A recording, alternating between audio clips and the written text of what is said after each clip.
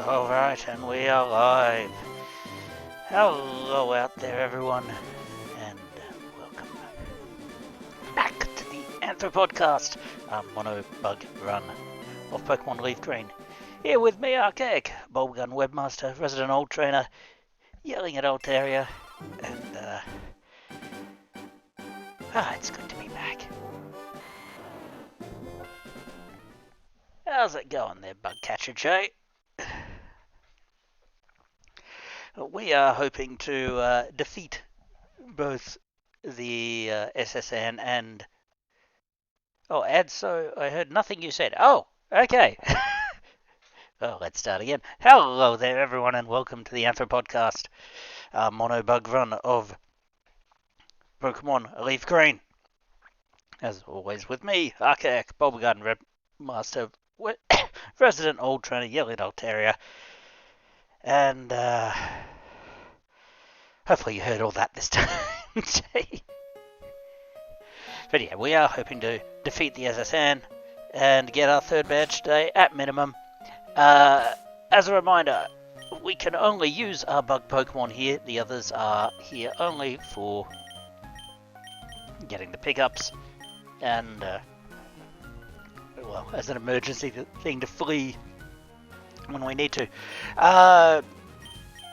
Pokemon. Unlikely hero at the moment may well be Parasect, because we actually use some TMs on it. Both TMs that we can purchase again later, so there was really no harm in it. Paras was kind of a weakling, but Parasect with Secret Power and Dig is basically Secret Power at this point, isn't it? Butterfree, Confusion, of course, going to be a very important one for most of the run. Beedrill, well, we also taught it Brick Break, another TM we can get back again later, so Beedrill should be doing some fairly strong hits. Now, here's my only issue. I'm pretty sure we're about to fight my rival, aren't I? That could be a problem.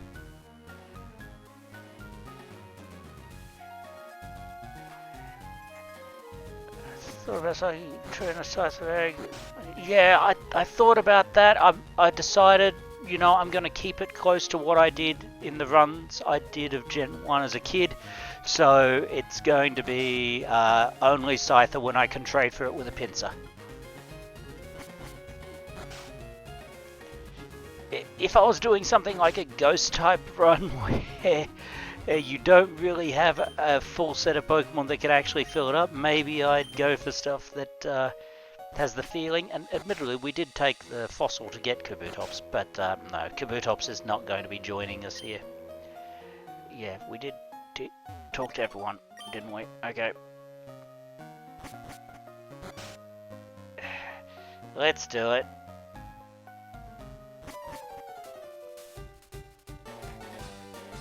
Let's see here, were you really invited? How's your Pokedex going? 40 coins! Okay, now here's the thing. We may have to reset, depending how we go. We'll see if this is actually... Oh no, he's only level 19. Okay, we might actually destroy him. Alright, cool.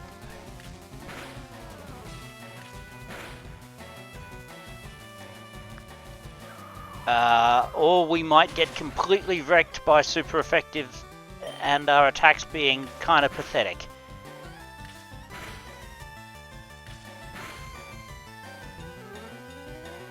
Okay, well at least we've beaten the Pidgeotto. This Pokemon will get harder to beat as we go on, but... no, not another! Oh. Seriously, we overlevel him so much. Okay, Poison Sting. That'll do enough damage, right? Thank goodness.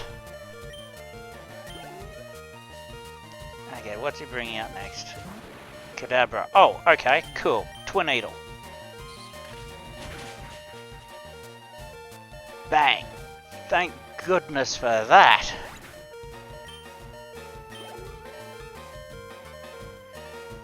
Next up, Charmeleon. Okay, Brick Break.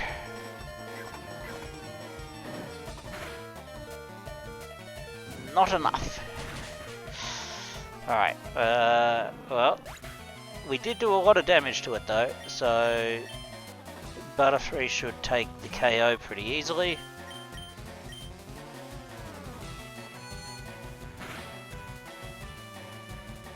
Got a crit, nice. And what's the fourth Pokemon? I don't recall. Oh, Eradicate. Well, yeah, Brick Break would have been helpful for that. Whatever. We badly over-leveled them, so this will actually be pretty simple. Thank goodness for that.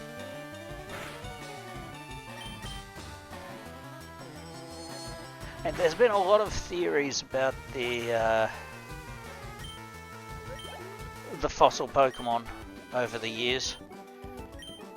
Actually, speaking of theories, reminds me of all the Poké-God stuff. Who is old enough to remember that? Oh, jeez, we invented a lot of stuff when we were young, didn't we? And we're also very credulous.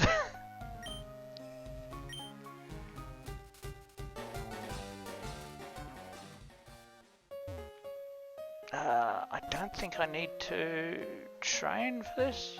No. Seasick. Oh, we get healed too. Or, no, probably just healing him. Yes, I'll have. Thank you. Now I gotta figure out who to actually put it on. Ugh. Yep, shouldn't have looked. How to conquer seasickness, yeah. Oh, that reminds me. Town map. Did we get the town map? I don't recall if we did. I'll have to check that. What am I doing? I've got the bag right here, can't I? I can just check it now. Yeah, we never got the town map. Whoops. Should probably go get that at some point.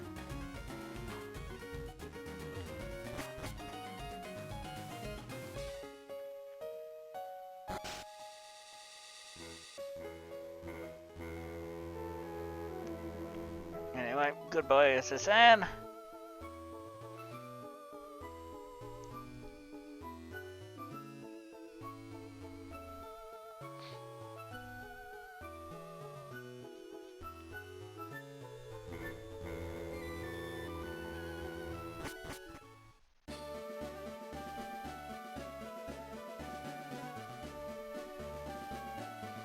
Now let's heal up and decide who the heck we're teaching Cut to.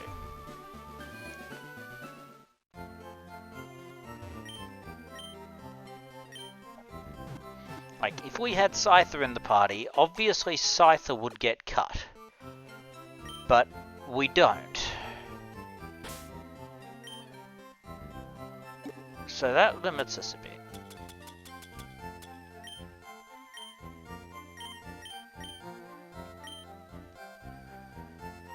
We can either teach it to Beedrill or Parasect. So let's have a think here. Now, Parasect was who I was originally going to teach it to, because Parasect doesn't learn many moves that are decent anyway. The only issue is we've already taught Parasect Secret Power. Do I really need 2 normal type moves with 70 power here? Now, having said that, Cut has a much higher chance of being a critical hit, and it's not as if Leech Life is going to ever be useful, so it's not horrible. As for here, I mean, I guess we could use Cut to replace Fury Attack? Actually, that's probably the move, isn't it? Because Fury Attack's rarely going to do the full 5, which we'd need to have a Power 75 equivalent. But, of course, we were going to teach it Secret Power, but we're going to do that with everyone.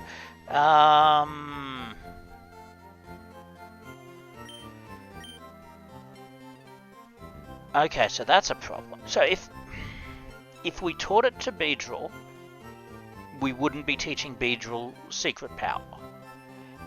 If we teach it to Parasect, does Parasect learn any moves that would fill out its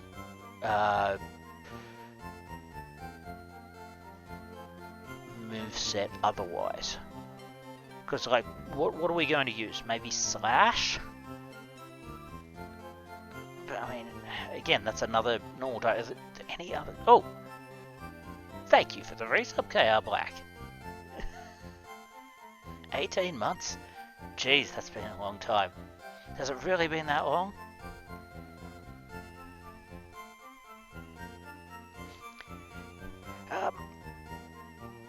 I have to admit, I am thinking the cut might work better on the Parasect, because I'm not going to keep Leech Life.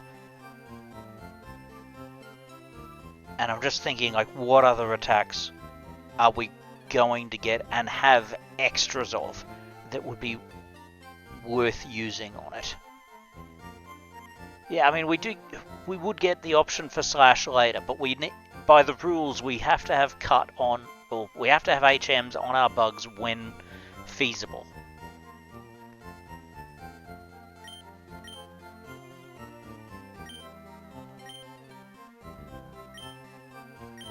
I mean, I guess we could get away with putting it on the Meowth for now, and just putting it on something else later.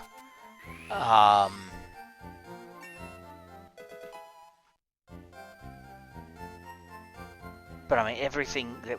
Oh, wait, it's only power 50. Why was I thinking it was power 70?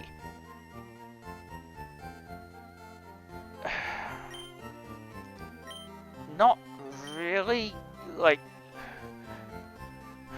You mean, like, could I just catch an extra Paras and use that to put all the HMs on? I don't... I kind of feel like that's against the spirit of how we set up the challenge. I mean, I don't mind leaving it to think about for a while, because, I mean, we're just going into the gym now anyway, and realistically, we're not using the attack. The fact that it's only power 50 is a pain. Like, that makes it a powerful move for this stage of the game, but it really makes it a liability for later.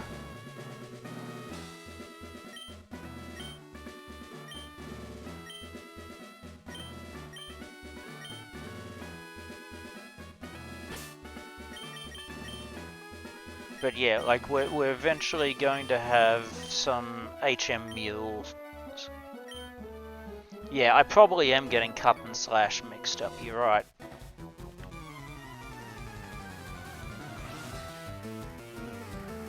Unless Cut used to have a different power level. Did it?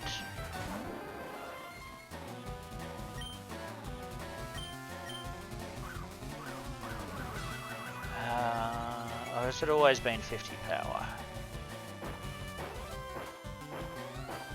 No, I guess it always has been 50 power, right? Yes, I guess I probably am just getting it confused. Parasect on Rock Smash, oh yeah! That's a move I hadn't considered. I'm still in the Gen 1 mindset.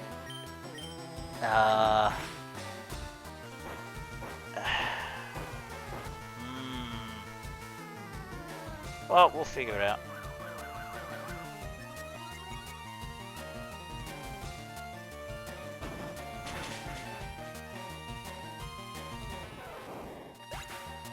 Geez, Parasect really is going to be the MVP of this gym, though.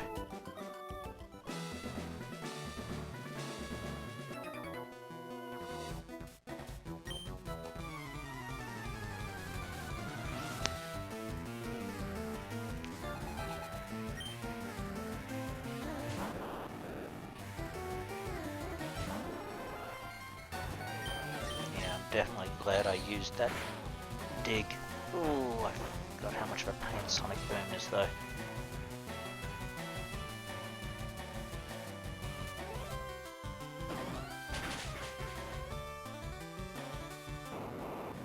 Well, as long as we heal before we face Surge, that won't be a problem.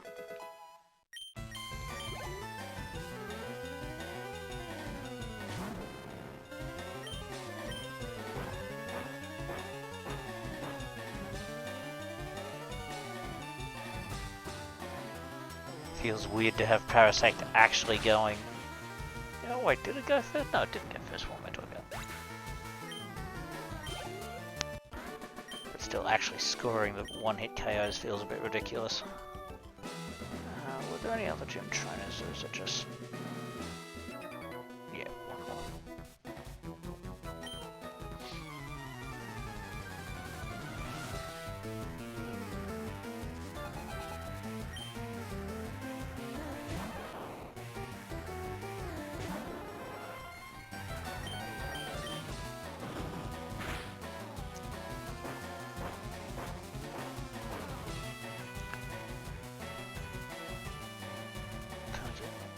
Until Embassy. Oh, well, it's not till one island. We don't really have to worry about it for a long time then.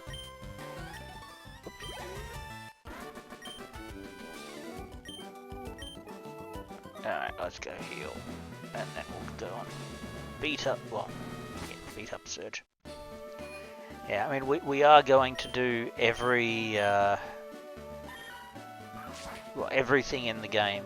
So everything in post game as well. But obviously, if we can beat the Elite Four, everything else after that becomes a bit of a cakewalk. Beating the Elite Four with bugs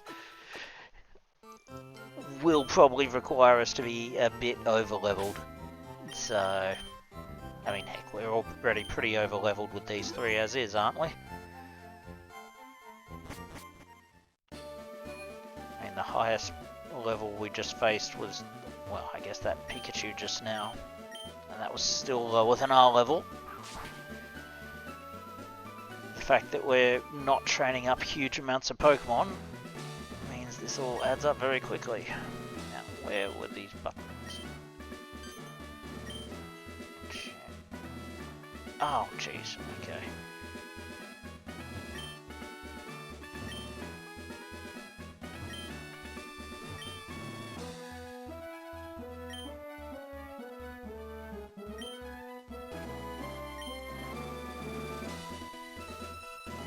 I forget how this puzzle works.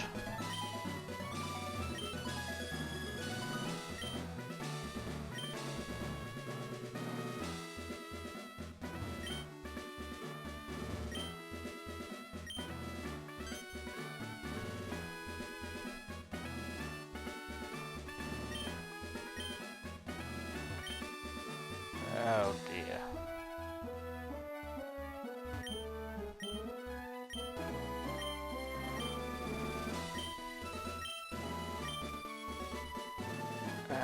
These guys give me clues on it.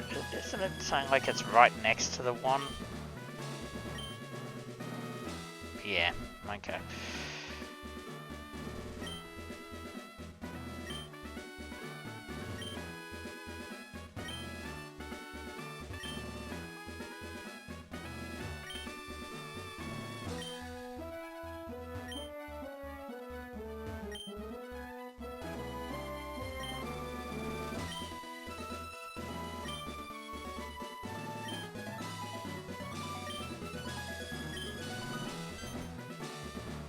So it must be here, but across the store. What?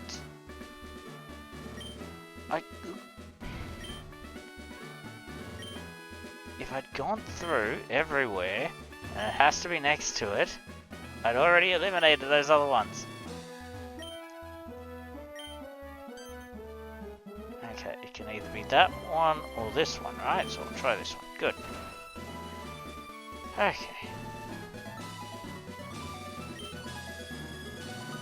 Oh! I had forgotten that, Delta. Okay.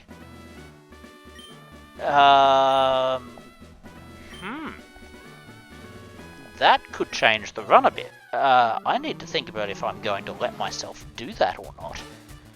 Are there any other bugs accessible on those islands? Because, I mean, we can't get Scyther without trading, so we're already going to have to figure out what to do with that.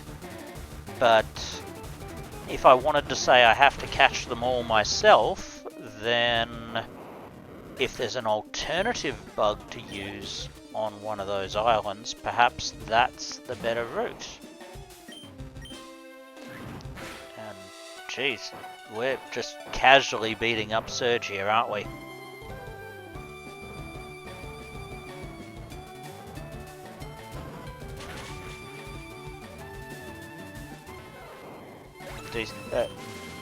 This is the problem of going in intentionally blind. I was imagining I might have to do some training to beat these guys up, but that clearly does not look to be the case at the moment, does it?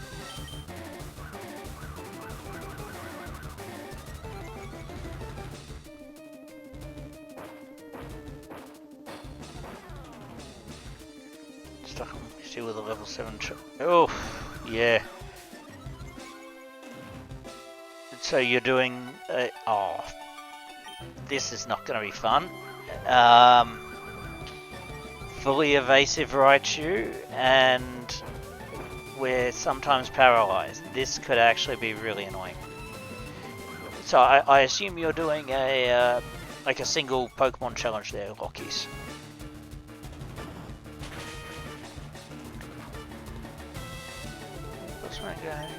As I reset after day 2 of my trade show. Oh yes, are you? So you're still in Japan, right? At the big site, or was this a separate trade show? Oh dear, this is actually going to be annoying, isn't it?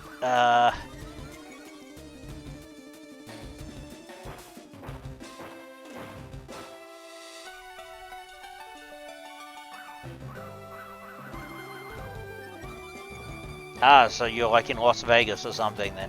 Right? Oh no. This is going to be very annoying.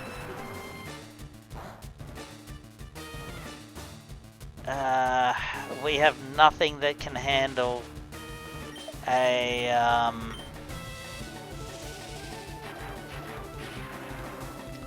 we have nothing that can handle evasiveness.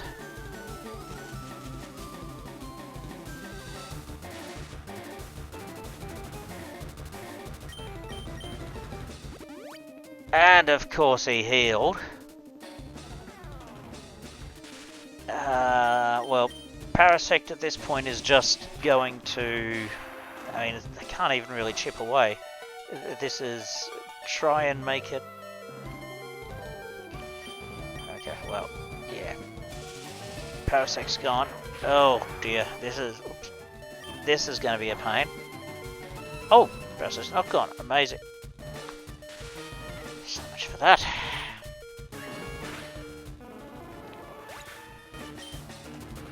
Okay.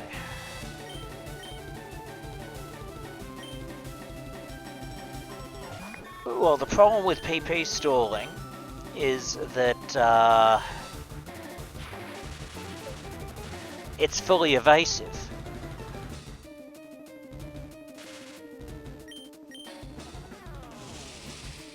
And this is probably going to knock me out.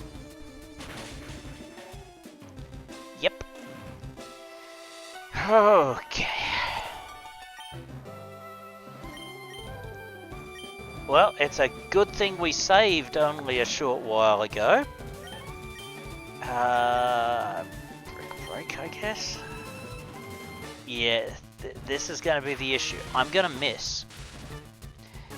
I'm going to keep missing. Jesus. I need to check what my accuracy is on each of these moves. Don't use Fury Attack, but everything else is fine. Okay, let's just break and hope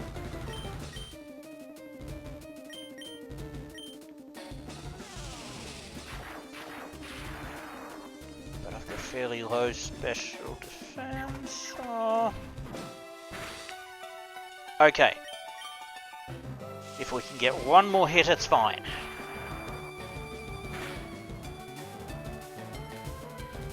If we can get one more hit, it's fine.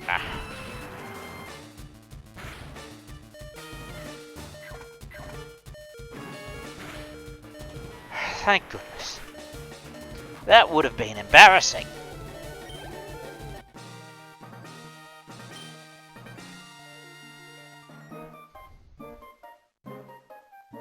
Somehow I just know this is your fault, Emmy. That he hits me with a pun.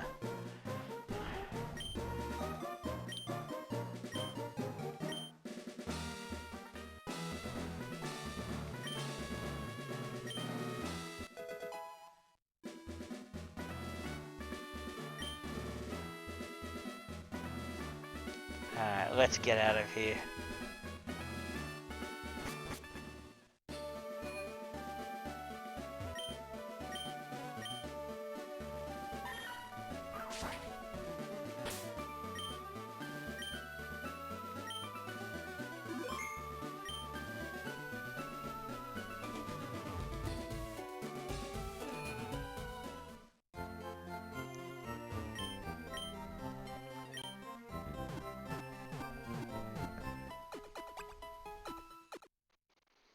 Okay, excellent. Now, it will probably help, given I don't have a town map for some silly reason, and I can't exactly go back to get it without having to go through Pewter again. Oh, actually, wait, can I? Was that just cut to get through? If I go through Diglett's Cave... I can't remember if it was cut or if it was a ledge. Anyway.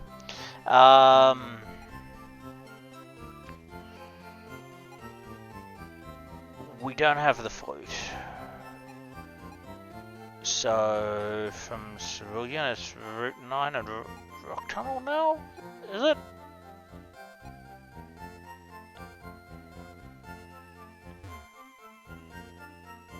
I honestly forget which one. Diglet Cave and cut to get on Route 2. Yeah, okay, good. Maybe we should go grab that town map quickly then. It feels a little silly to not have it. Let me think. We have to get Poke Flute to get the Snorlax awake. We can't get Poke Flute until Lavender. So is going to Rock Tunnel and Lavender the next move? I honestly do not recall.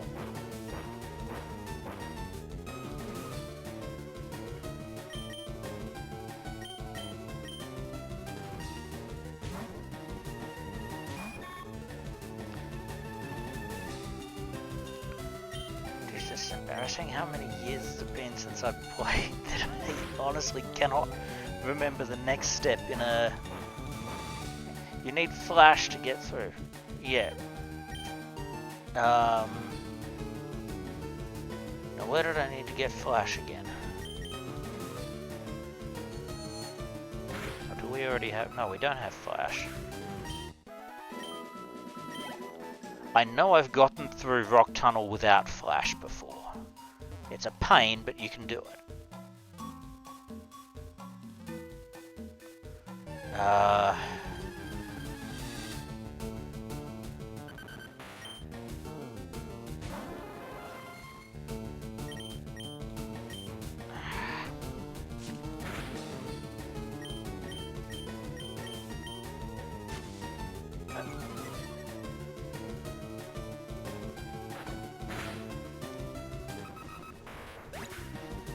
Hello there, Yiggy.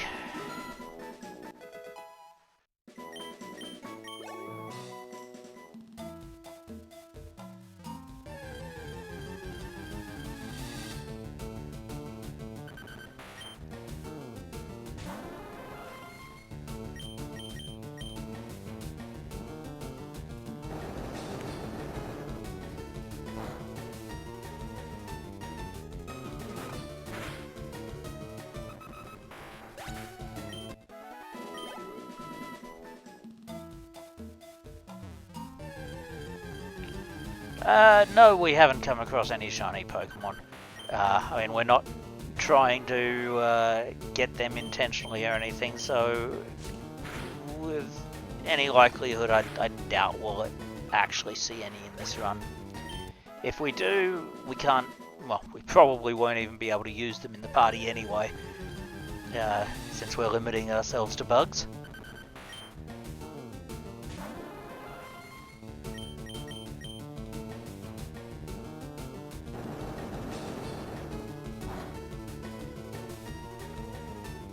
Would have been nice if we'd actually gotten the shiny Weedle, but there was no way we were going to be that fortunate.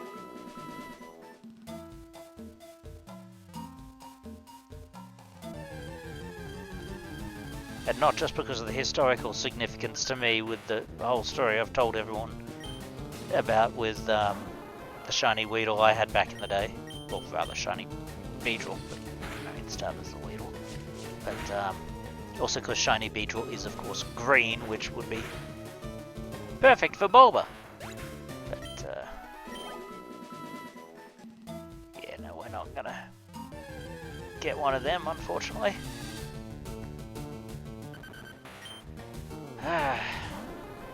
Jeez, the self-imposed rule about no items that or no buying items is going to be a pain when it comes to not having repels, isn't it? I mean, it's at least decent experience.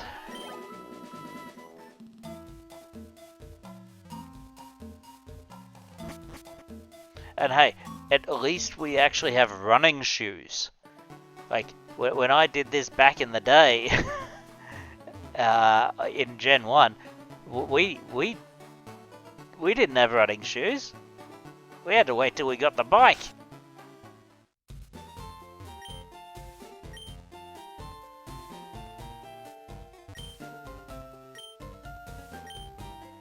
Need to get an Emperor to trade for that later. Well, hey, my rule made plenty of sense as a challenge as a kid.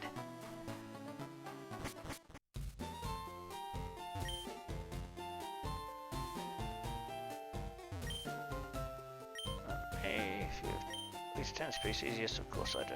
HM5, yes, thank you.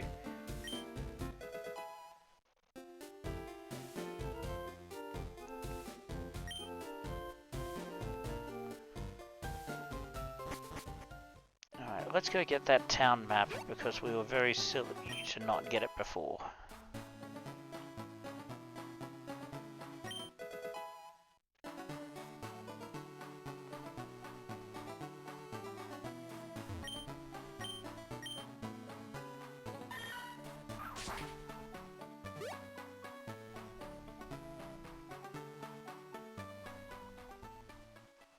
I guess we can go and have a look at some more of these places from the beginning of the game that we couldn't get to without cutters. What was the point of that one?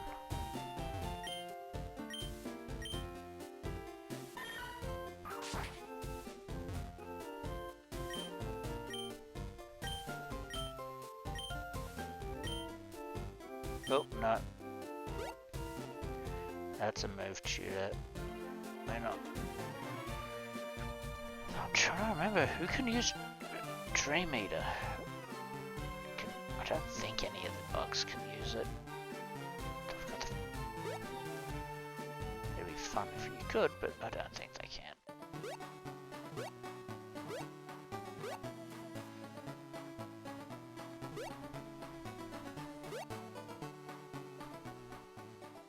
Okay, let's get that town map.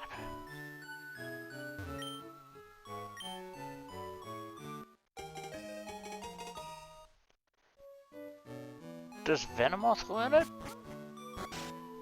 I mean, even if it does, getting Pokemon to sleep is... like, it doesn't learn Hypnosis or anything, right? So it wouldn't be... Butterfree and Venomoth can. Oh, jeez. Venomoth is enabled in Gen 3. Okay. Because, yeah, I do have the strangest feeling I might have taught it to some Pokemon back in Gen 1. But I don't think it's worth it.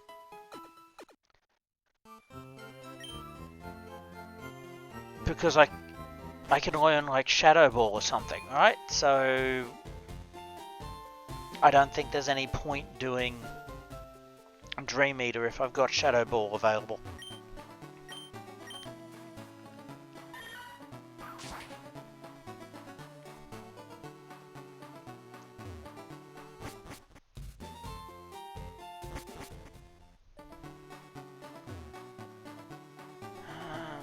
Are there any other places that I should be cutting myself into around here? Shadow Ball's physical. Oh, that's right. Oh. Oh, that's a pain. That's a pain. Okay.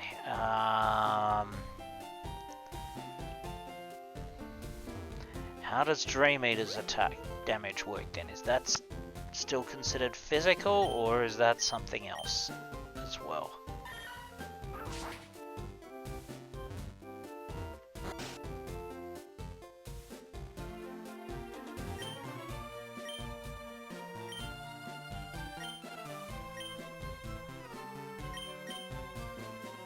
Okay, so we've got a Seismic Toss tutor.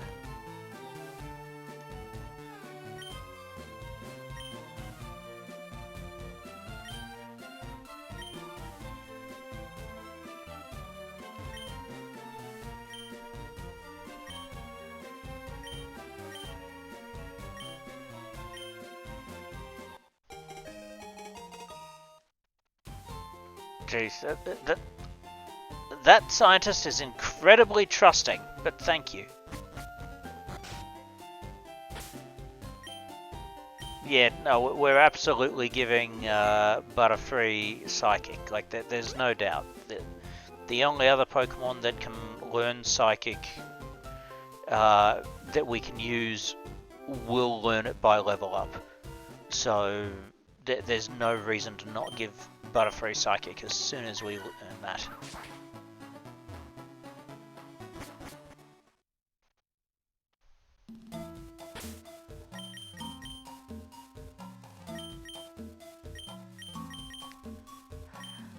I mean, we're trying to also complete the Dex, sort of, ME, like, to the greatest extent possible, given we can't, well, I mean, if we wanted to force ourselves, we could train them by using XP share later, but, I mean, we should at least try to resurrect them. Well, try we absolutely can do it.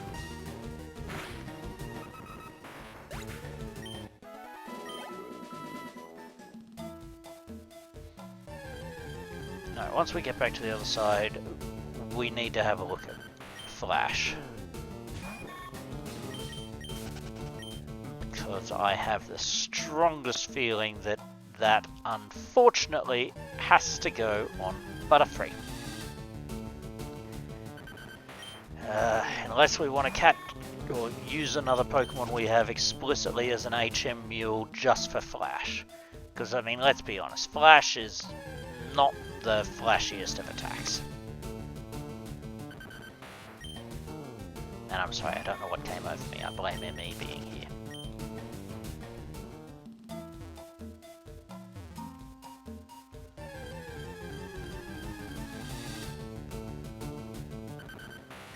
Yeah, but Parasec's actually turning into a decent Pokemon.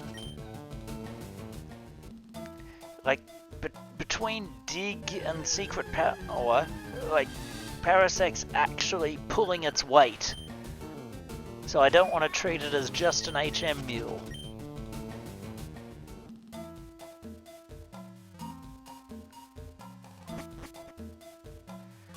Ah, the Bulba could learn Flash.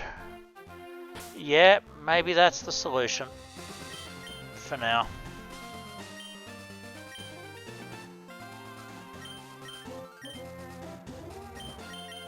Actually, you know, so's the Meowth. Maybe we just put it on the Meowth for now. Because the Meowth is absolutely never going to be used.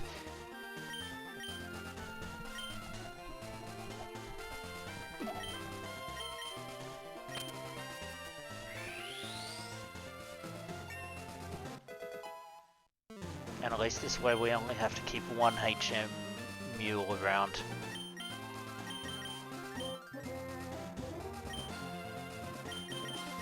Alright.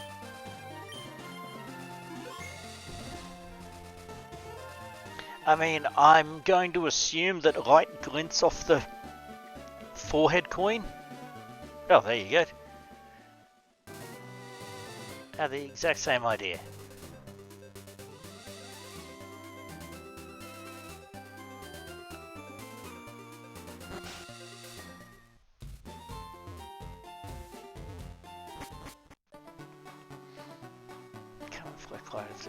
Look, it's a Meowth. It's probably carrying a flashlight or something.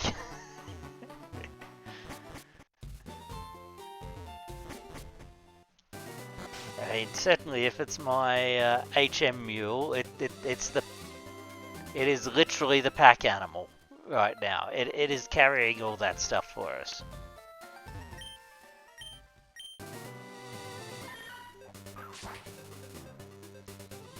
Because that would imply... Oh.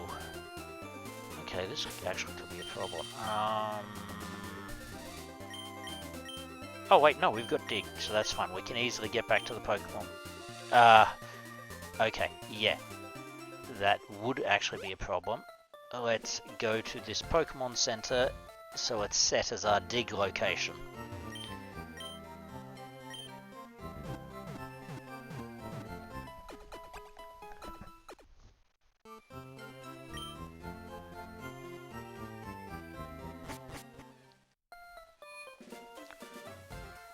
Actually having Dig in the party is going to make a lot of things less tedious.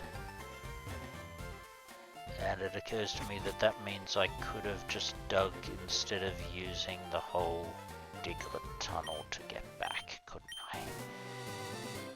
I? Whatever.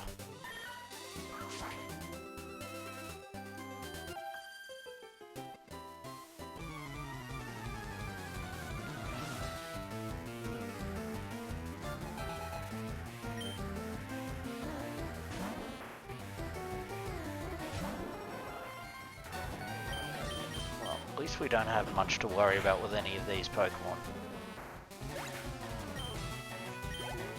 We out-level our opponents by so much at the moment that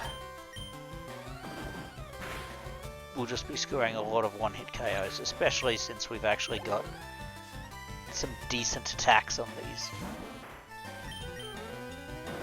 Secret Power in particular is really going to pull its weight.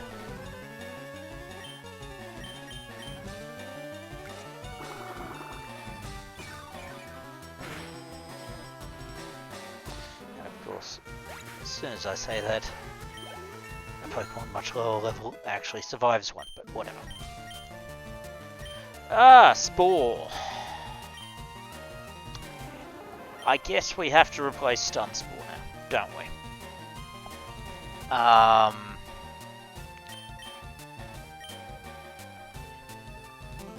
Having 100% accuracy is going to make that much more useful to us.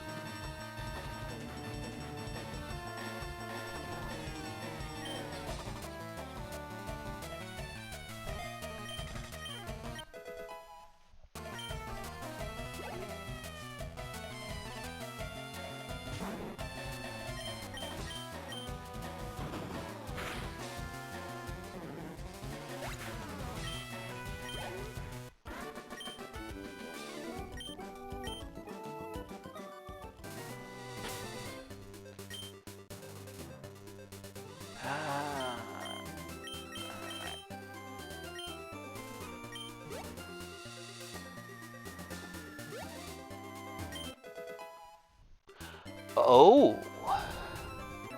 Now that's an important one. Right. We need to think about Aerial Ace. Because I'm pretty sure we've got a bunch of Pokemon who can actually learn that move. The question is it worth actually using, or do we hold on to it until we're 100% sure?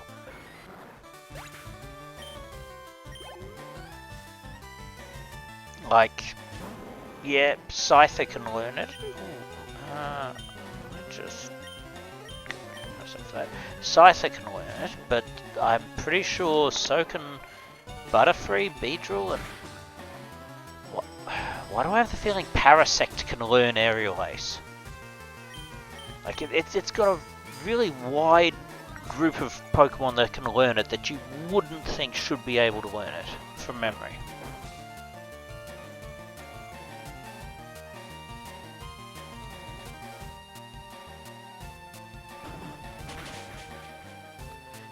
Ew. That's not great.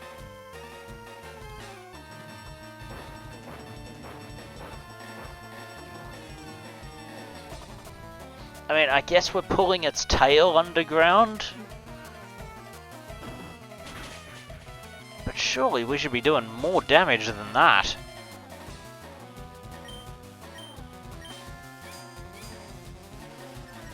Beedrill, Parasect, Scyther. Yeah, so that's 4.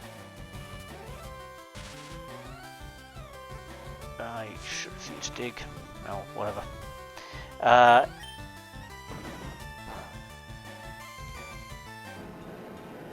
So that's 4 that can use it. Now, it would be considered physical attack in this generation, so Butterfree's off. Beedrill, Parasect, Scyther. Scyther gets wing attack with Venomoth too. Okay, well Venomoth's out anyway. Venomoth's special attacker. It's not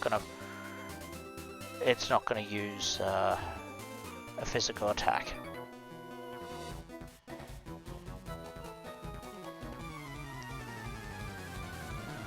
Yun is unlikely to be part of the team, so I don't really care too much about if it can learn Aerial Ace.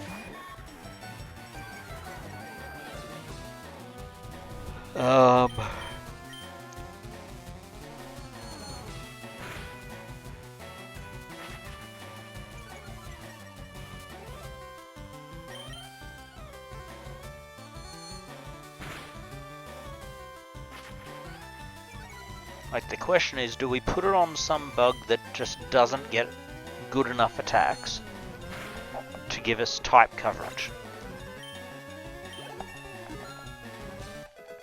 Or is it worth saving for Scyther, even though Scyther gets wing attack? Do I want Gust? Well, I may as well replace the Tackle.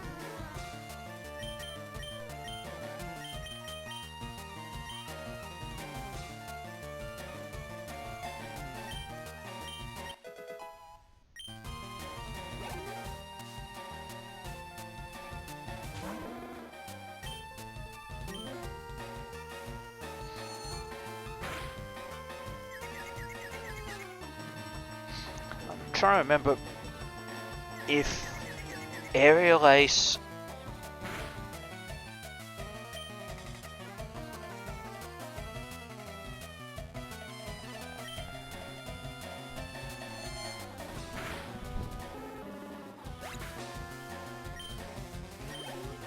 well, yeah, I guess that's the other question, isn't it? KR Black. It's like, what would we need Aerial Ace for? Bruno. I mean, do we need it? Will we throwing Psychics with Butterfree and Venomoth to get rid of Bruno? That's probably not an issue. So against who do we actually need flying type attacks?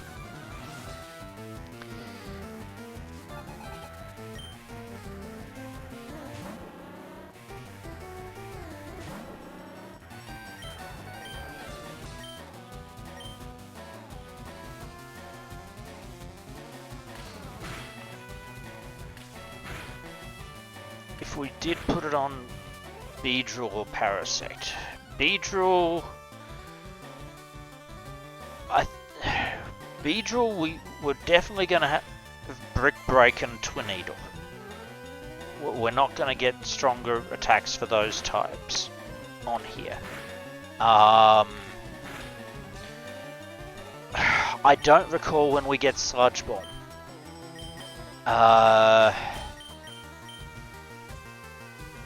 If we get Sludge Bomb before the Elite Four, then Beedrill probably gets the Sludge Bomb.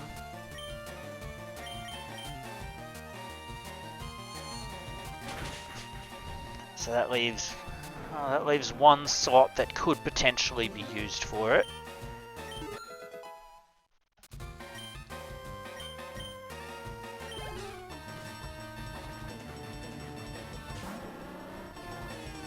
And before I probably would have said, oh yeah, let's throw it on Parasect because at least that's a physical move for it, but Parasect's actually shaping up pretty nicely right now.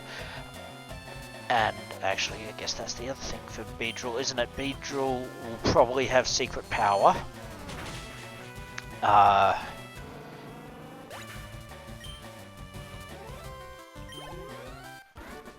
we'll probably give most of them Secret Power.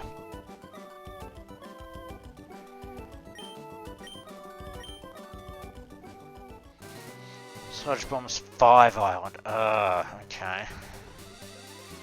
I'll just go. Oh. What Pokemon do we need to catch here? Is there anything?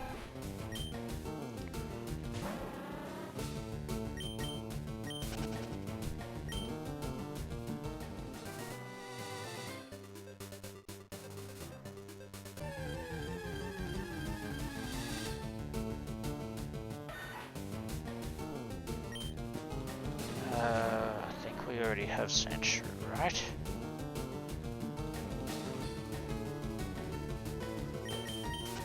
Yes, of course we do. I can see right there. The top.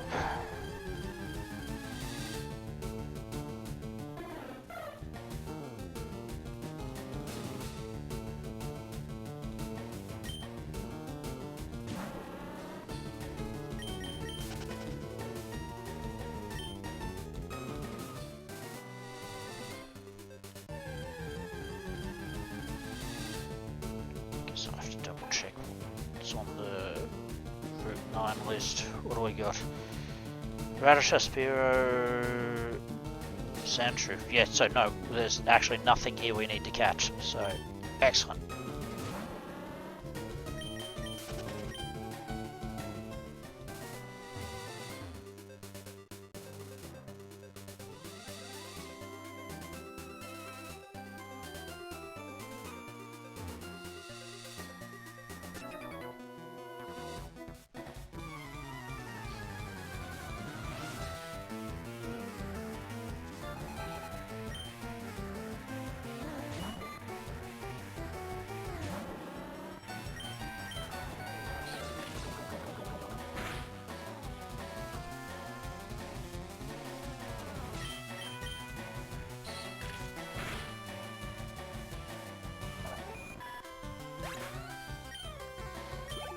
I guess this is a nice, ooh, first time we've seen anything with a Venonat. Please tell me that's coming up soon. It'd be nice to have 4 usable Pokemon.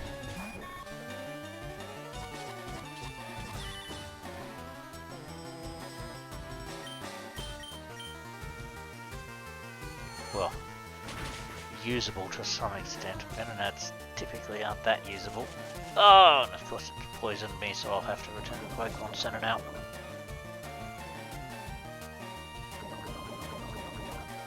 Just for that, I'm going to gust you.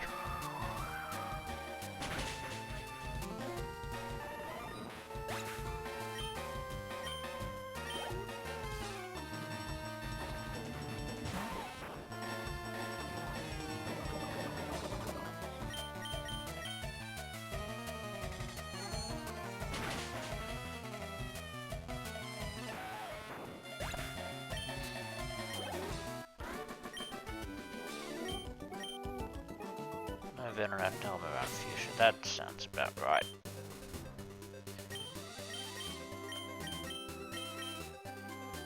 Can't use that here. Oh, drats. I guess I can only dig in the caves. Why was I thinking I could use that as a pseudo teleport?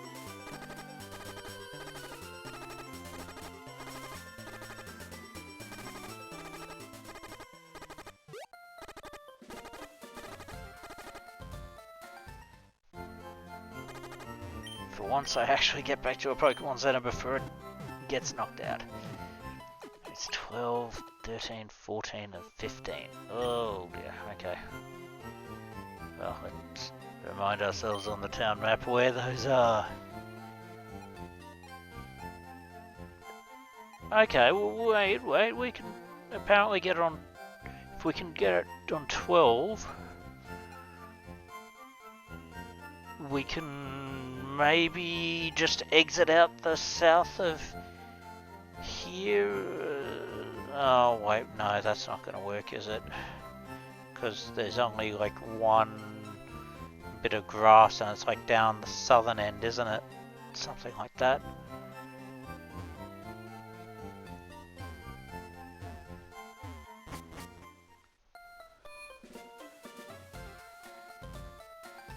It's kind of ridiculous that my only way out of town is still going through this person's backyard. Like, no wonder your house looks like a mess, mate.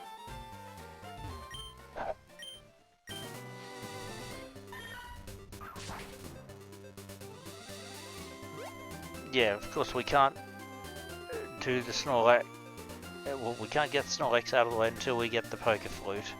And the grass is on the other side of the other side of the Snorlax, isn't it?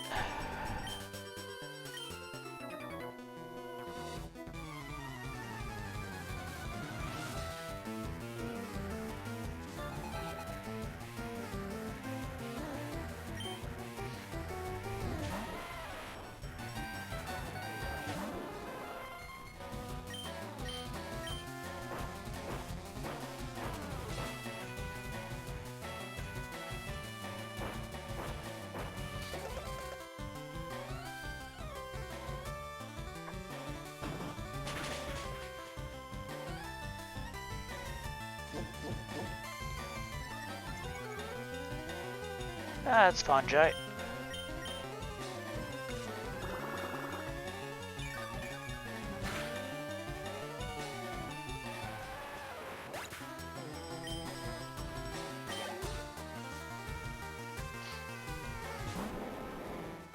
So 11 goes into 12.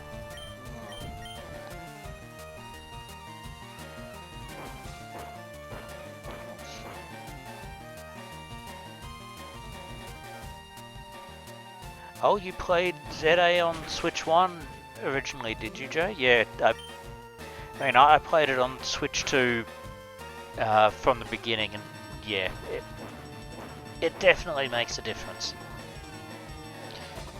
Mind you, well, I mean, it was a fun game, but I can certainly understand some of the concerns about the city.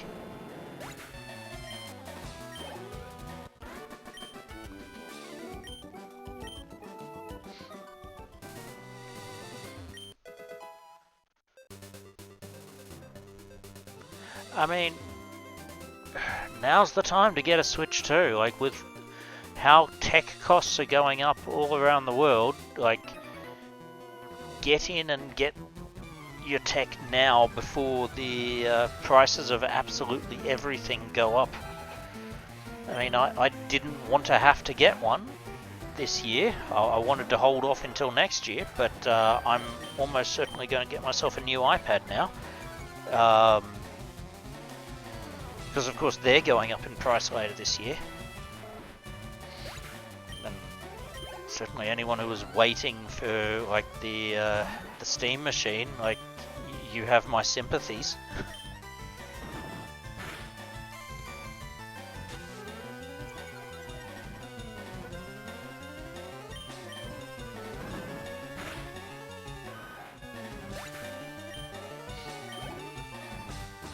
But yeah, of course, you do need a computer or monitor good enough to actually see the improvements. Like, I can actually understand for consoles targeting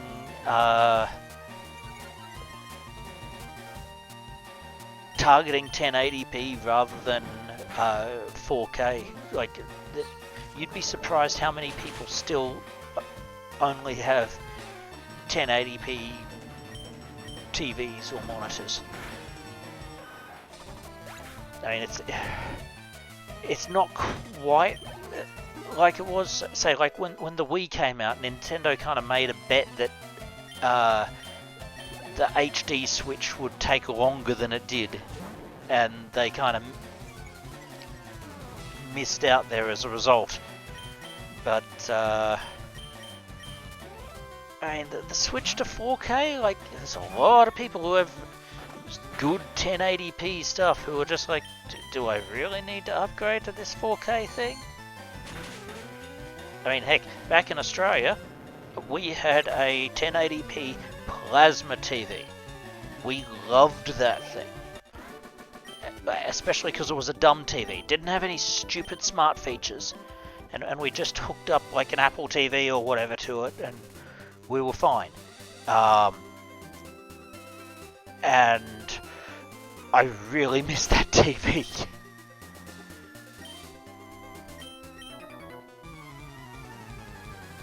This year, much already through 400 more. Yeah, definitely. Like, I'm kicking myself for not buying upgrades for my computers last year. Like, I was all like, oh yeah, I'll get it as a present for myself at like my birthday or Black Friday sales or whatever. And of course, by the time November rolled around, prices were through the roof and were never coming back down again.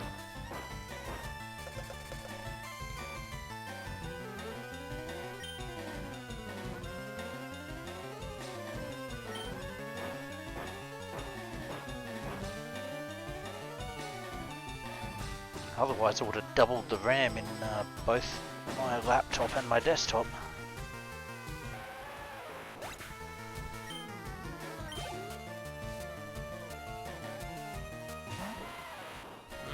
We are... Oh no, we've got 4 digs left. We might be okay. Getting the hell out of 8K was a nice surprise.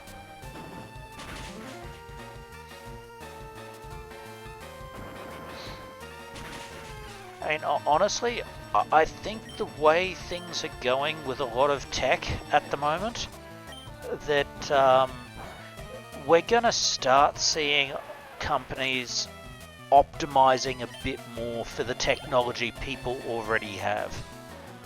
Like, I would not be surprised in the least if we still see a lot of games coming out for Switch 1 for the next 5 years. Like, they have a lot of supply of the chips needed for Switch 1. Like, they already had them on hand. And they were already looking to enter, like, India and so forth officially using Switch 1s, these kind of untapped markets. But because of that, they're going to be able to keep the Switch 1 in circulation for a lot longer than they would have otherwise. Get to a Pokémon Center here. New. Yes? No, I can. Good. Let's heal before I fight then. Need to sue AI companies for wasting resources. Yeah, I mean, what is it? Like, creating one email using AI takes up like 250 milliliters of water, something like that. So like, you consider the energy and resource usage of AI, and it's just ridiculous. Even before you take into account how much it's ruining everything else.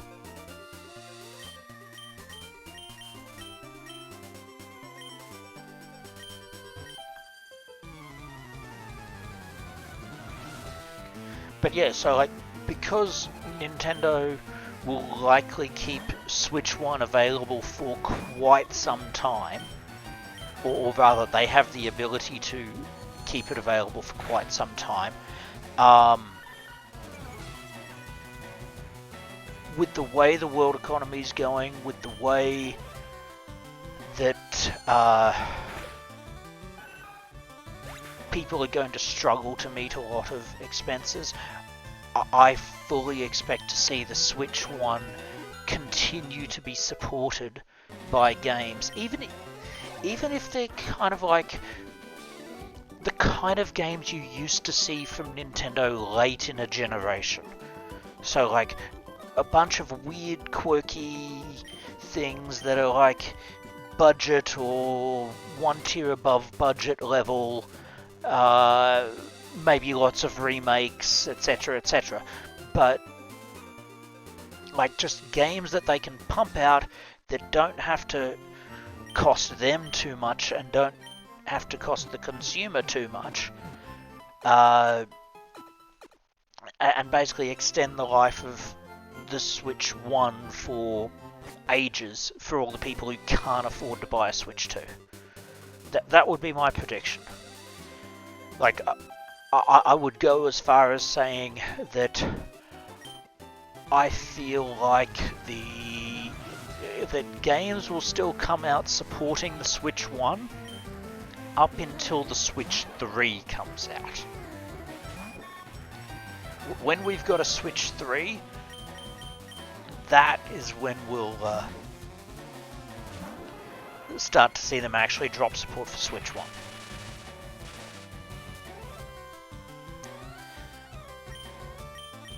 And even then, I wouldn't be surprised to see indies and so forth continuing to release games that support it.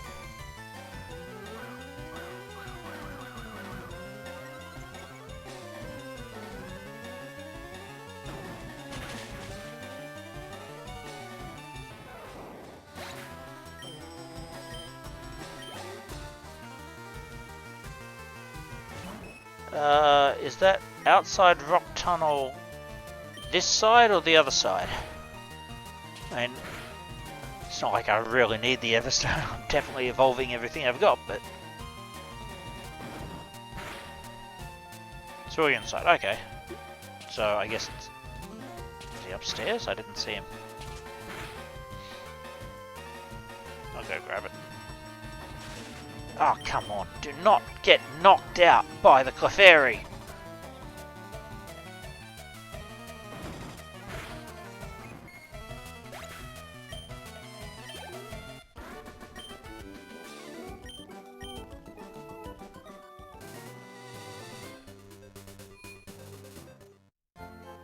Oh, he's right there.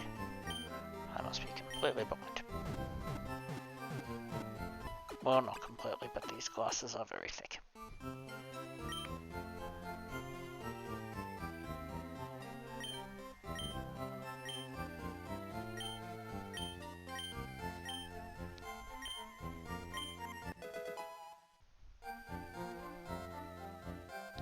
Actually, speaking of which...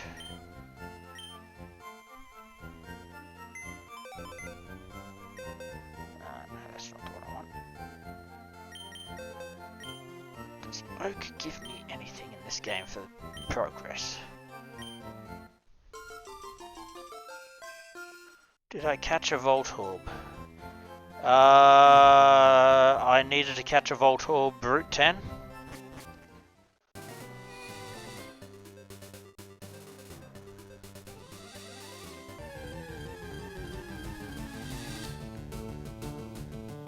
Alright, let's get it then.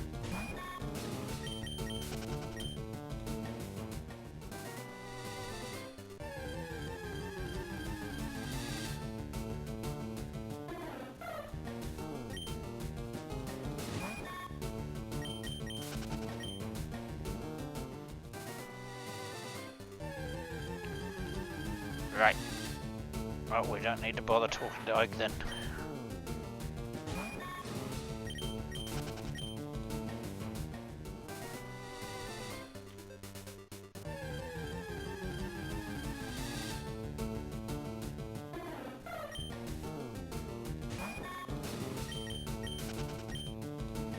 What's the percentage for this? I realise I didn't ask earlier.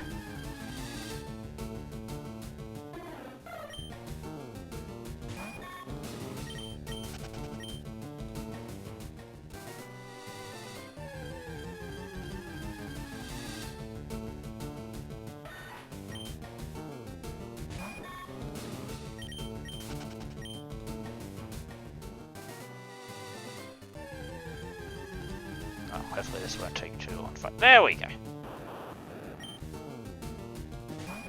I'm assuming we won't knock it out if we gust it.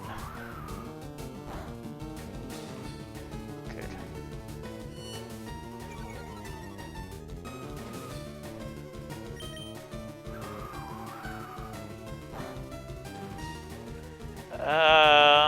I think we'll just throw the ball. I think that'll knock it out if we try and get cute and do another. There we go.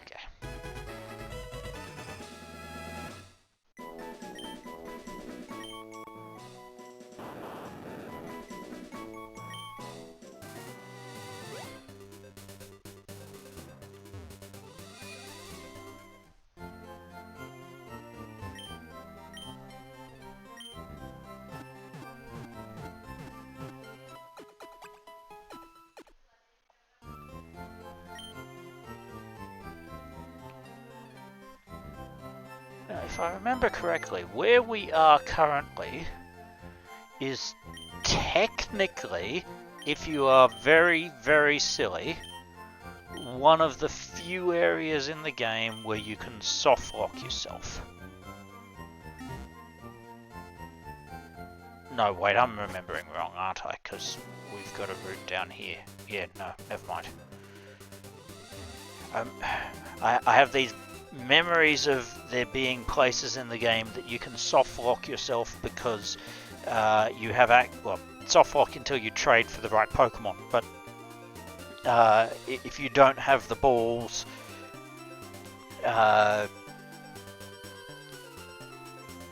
you can be stuck,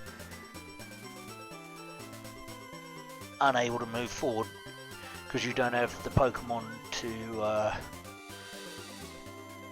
get past things that can use the HM. Where was it? I swear there was at least one place. Anyway, whatever. What did we get there? Oranberry. Not what we wanted. Alright, Meowth, flash everyone.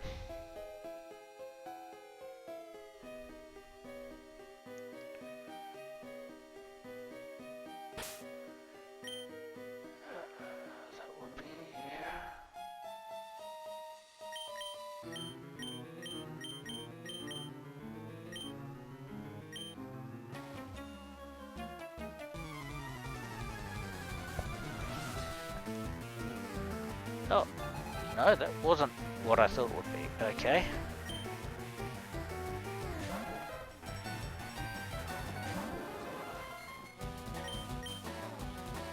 Oh, that's fine.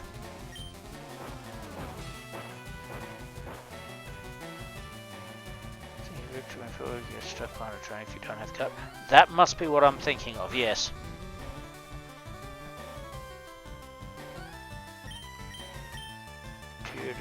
Zubat, Machop, nice. So we need the Machop, I think, and the Onix. That sounds right, because we've already got Mankey. Definitely got Zubat. I'm pretty sure we have Geodude.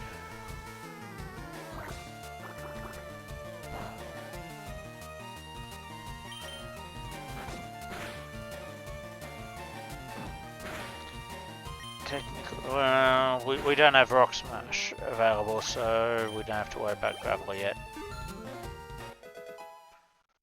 By the time we have Rock Smash, we'll probably already have caught a Graveler later in the game anyway.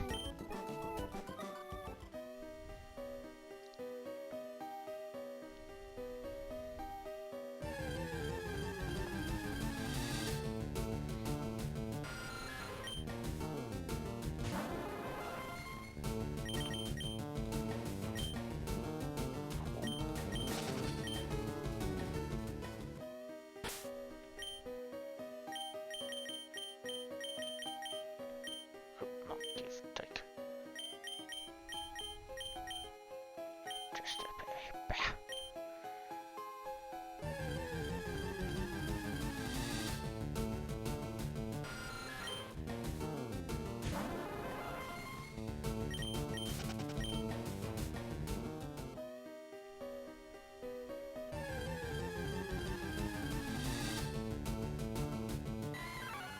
Yeah, we already have a monkey, so we don't have to catch that.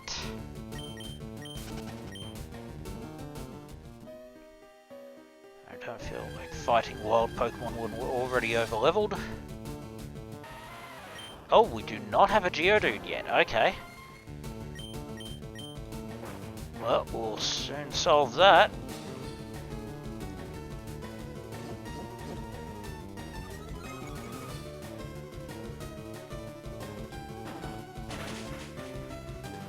Oh, perfect.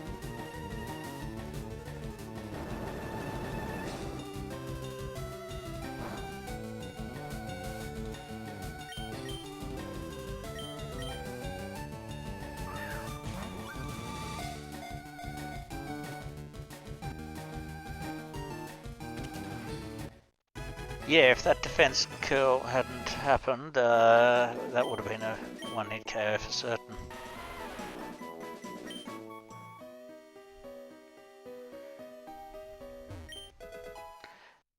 Oh, we actually have a repel. I don't think I'll use it, but we have one.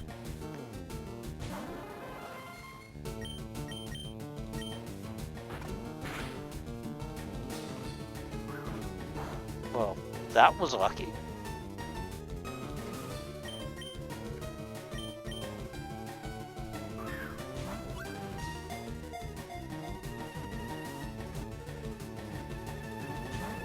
Ah!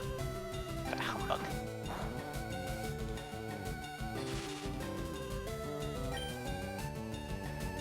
Figures it does that before I get a chance to spore it. Well, that'll still increase the catch chance, so good enough.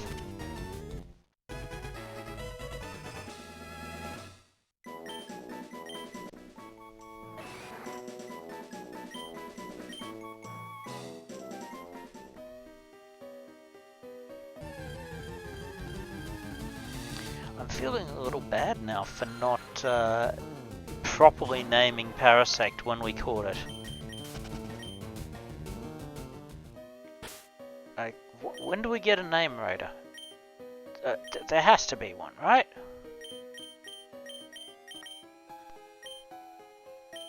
When do we change it?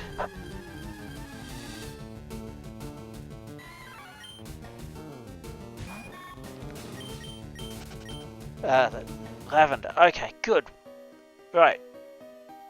You've got till Lavender to figure out a good name for Parasect now that she's actually useful.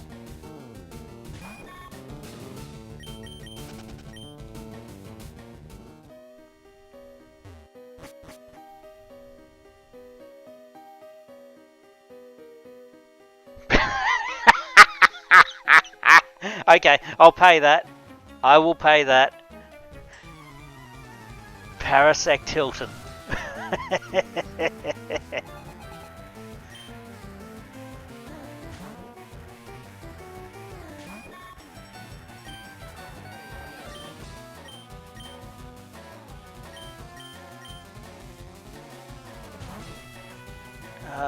I don't think we'd have a Onyx already, so yeah, that's going to be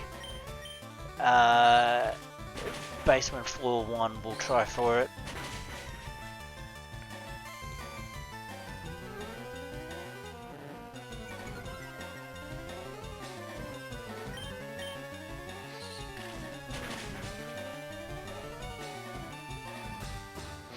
I mean, is the name any more cringe than having Beedrill named after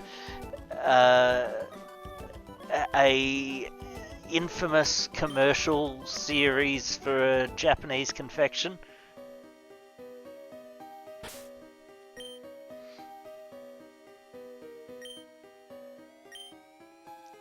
No, I don't think you had mentioned that. I'll admit, I haven't actually even played Champions at all. I don't have the time, and I've never been a competitive battler, so I just haven't bothered. So, if you're using Monobug Team in it, you are automatically doing better than I am in that game. But good luck with that. That's... I mean...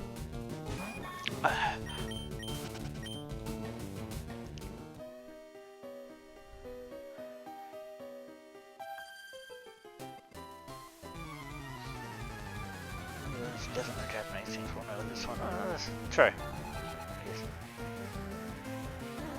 Megumi, I mean, there's several different things that could theoretically be. You'd have to be more specific about which Megumi you're making a reference to.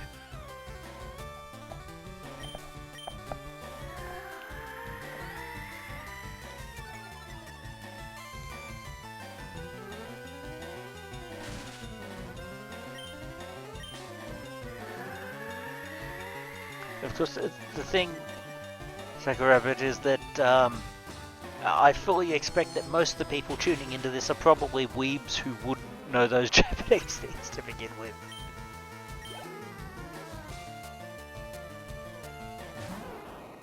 Oh, it's a Bulbasaur.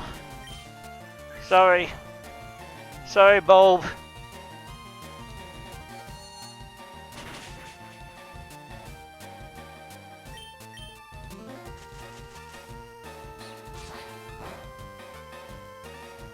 Oh, look up Long Man on YouTube, Poké Delta.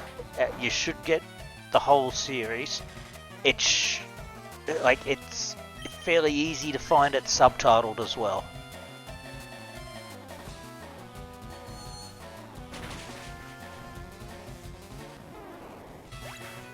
You will wonder how they got away with selling a children's confection with that level of innuendo.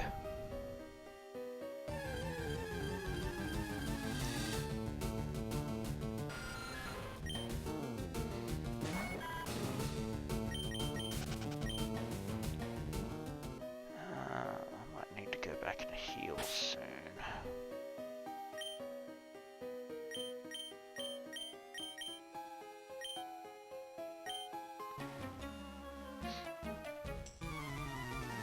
Do you know about Pokemon cosplay? I don't think I'd ever seen the word cosplay in a game before this. Like, I'm trying to think, when did the word cosplay enter the mainstream?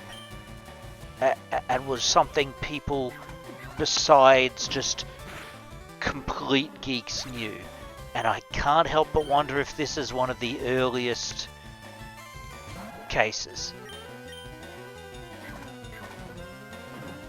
Like, the kind of people who went to conventions knew it before this, but did like little kids know that term before this? I don't think so.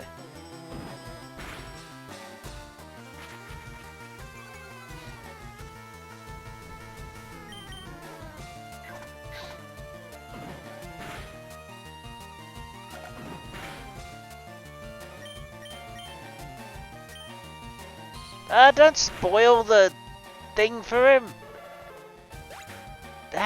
You're spoiling it. It's much more fun when people encounter the twist on their own. I used to actually play it for my advertising students. Or, well, did I play it in class? I definitely encouraged them to have a look.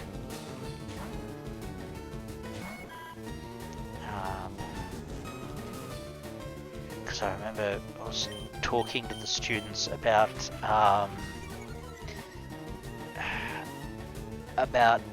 these various ad campaigns that would, like, that one was a very specific one because it had a narrative that like had a solid beginning and ending, but there was this thing with what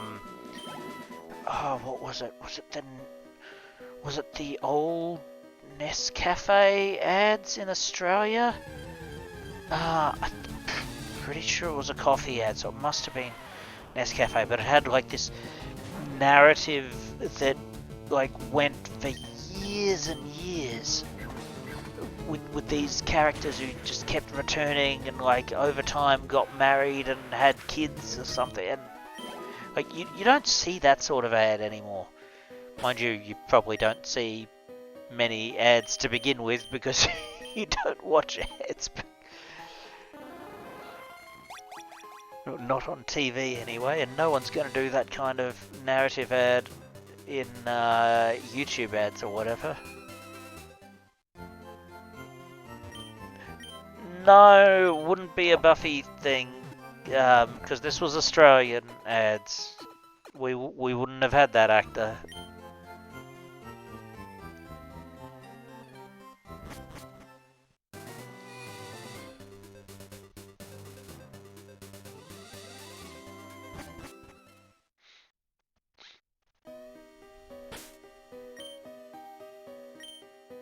Ooh. I need to keep remembering to check this. And I'm gonna need to do something to get rid of that as well. Whatever.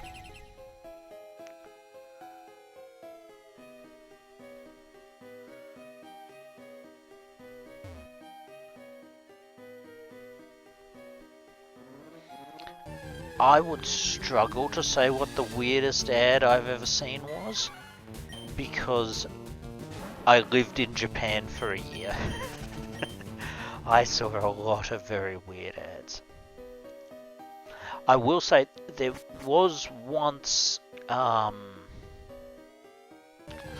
during the pandemic, there was an ad I saw on YouTube that I forgot it was an ad. Like, I put a video on to watch, and the ad started immediately, and it was like actually this really engaging story, and I mean it was in Japanese because I had my VPN on and everything, but and I forgot it was an ad, and so I tried to pause the ad, thinking it was just a regular video, and it caused it to skip because I was on like Apple TV, so like the button just clicking it caused a skip, and I was so annoyed because I never found that out again, and I was actually getting really engrossed in the story, and I couldn't believe it was an ad. I still don't know exactly what it was an ad for. I suspect it was some kind of Japan tourism ad, like that Japan had just reopened the borders at the time, I think, or maybe actually,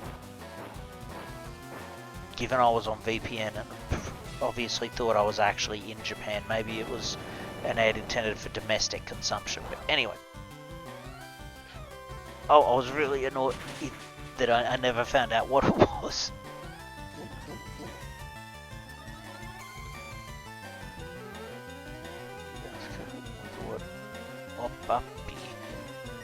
That's probably, considering how someone could have misheard that Opapi thing, you're probably lucky it wasn't much worse.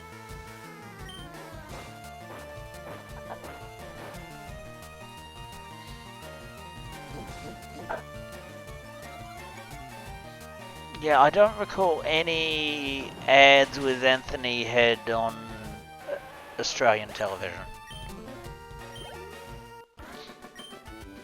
Because the ads, the ad campaign I'm thinking of was very much like all Australian actors.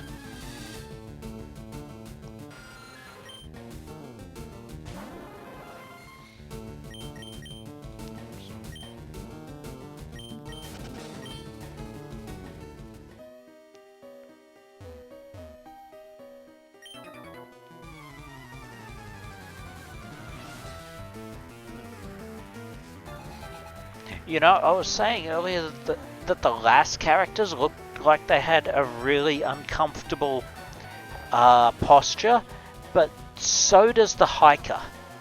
Like, how does he twist his head that far around?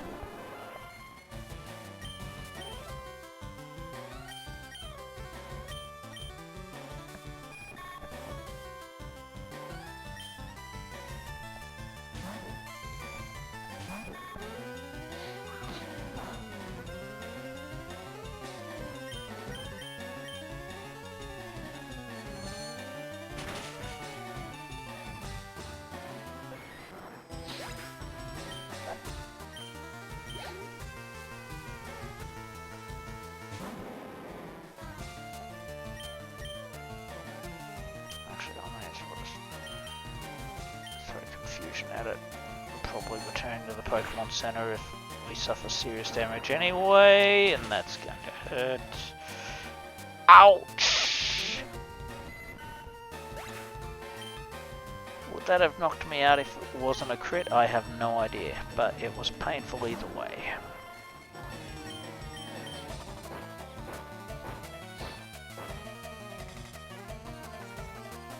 By the way, anyone watching the World Cup at the moment, please tell me what the current scores are. I guess the match that started 3 hours ago is over, so I completely missed that one. Don't know what the... Actually, would that mean the next match only just started? Or is that starting later? I don't know. Anyway. Let's heal. I have been enjoying the World Cup. I don't normally watch sports, but seeing a bunch of minnow teams embarrassing like world leaders has been somewhat enjoyable. Like the match earlier today with England and Ghana. I mean, Ghana were in like a yellow with white, sorry, yellow with green outfit, so like it kind of allowed me to live vicariously through them, being like, oh yeah, that's Australian colours. We held the British to a 0-0 draw. I'll take that, thank you. I mean, parking the bus is like that's how Australia beat Turkey. we defended the entire game except for 2 random breakaways where we just managed to score. So parking the bus, entirely valid strategy.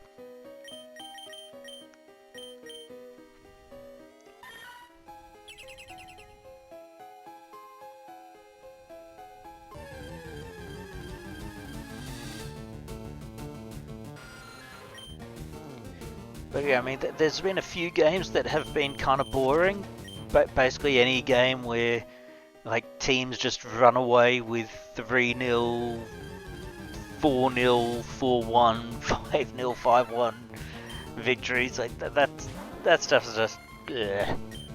But there's been a number of really close matches.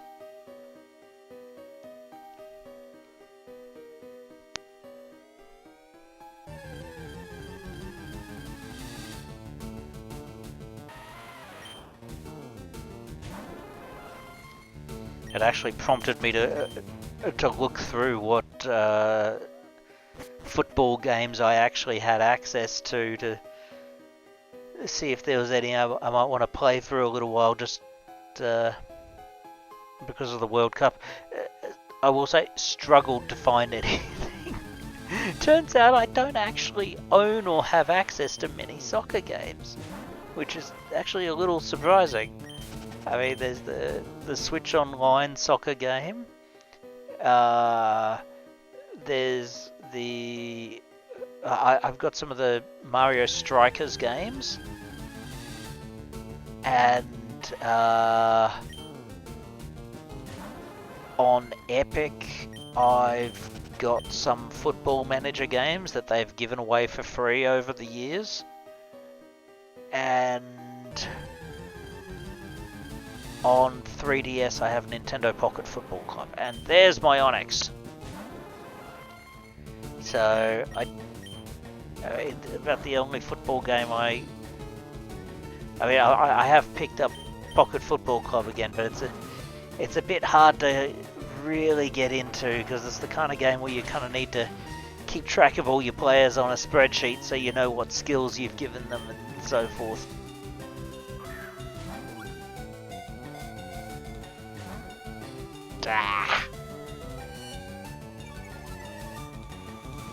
Alright, let's spore it. I should probably just get in the habit of sporing everything I'm trying to catch, shouldn't I?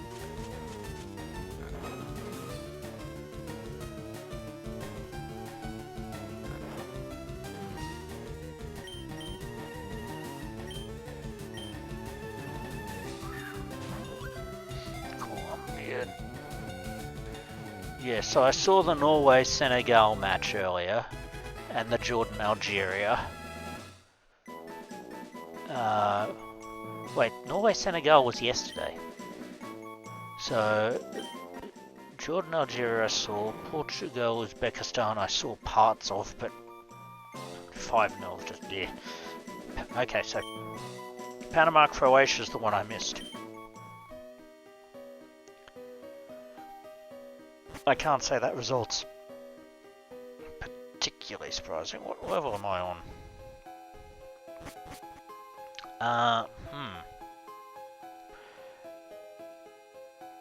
Hello there, Bandslam. Okay, so I need... Oh wait, what am I talking about? I've already got the Onyx, so I don't need to catch anything more here, do I?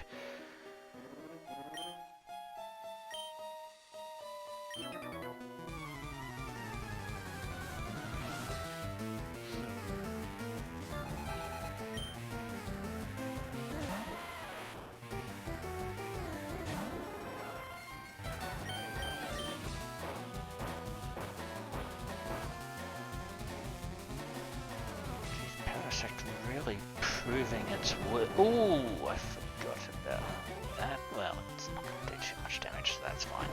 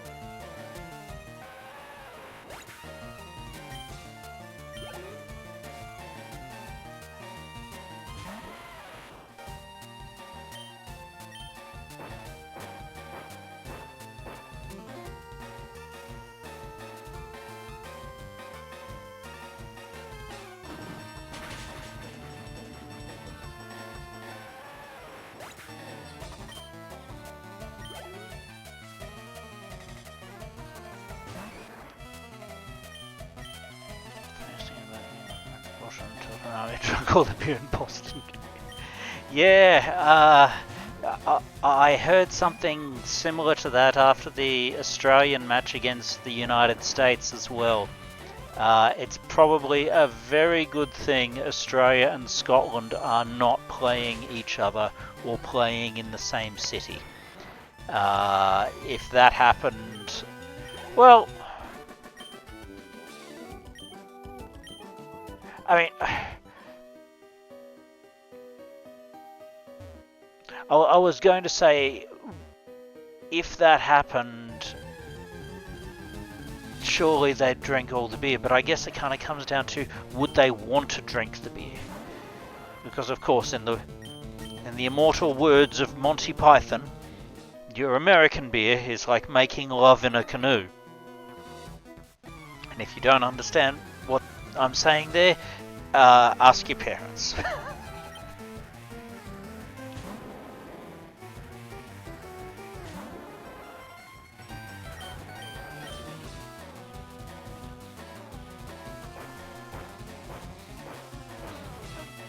I think if I don't say the punchline, it's completely fine, Bugcatcher J.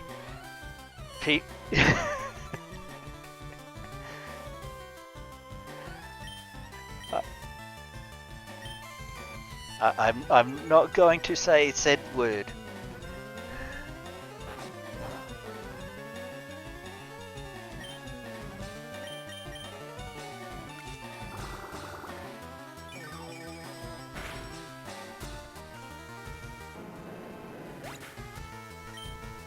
But I guess for the kiddies, the kiddie safe way to say what I'm saying is that American beer is extremely close to water.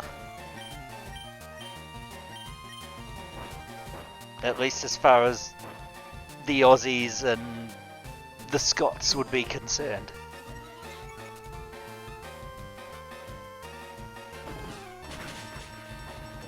And the Irish.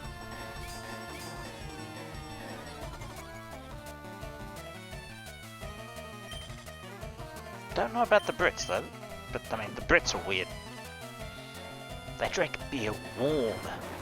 How can you do that? Warm beer.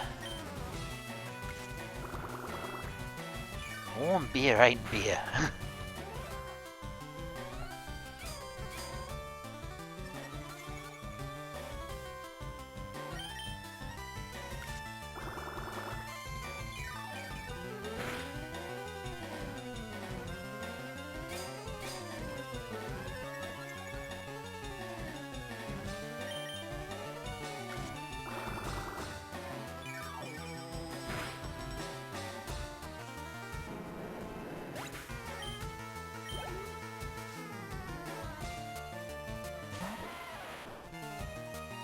What's the typical ABV?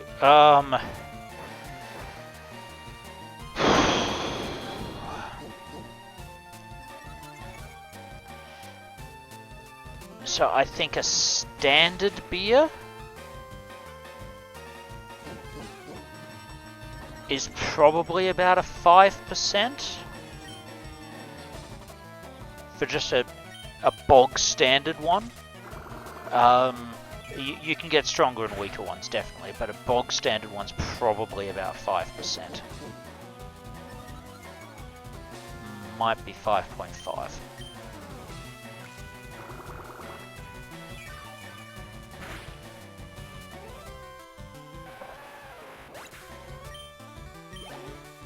From what I've seen of American beers, standard in America is 3.5 to 4%.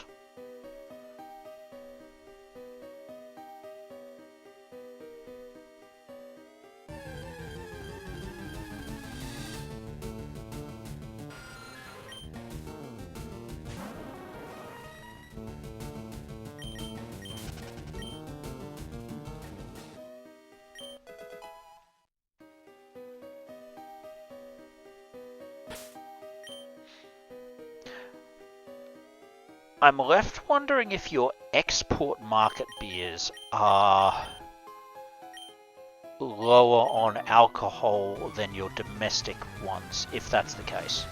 Because ones I've seen with American brands that didn't say light were definitely weaker.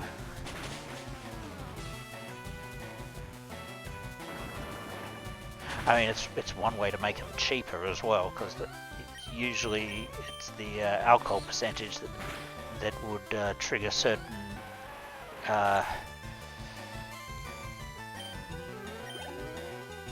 amounts of tax.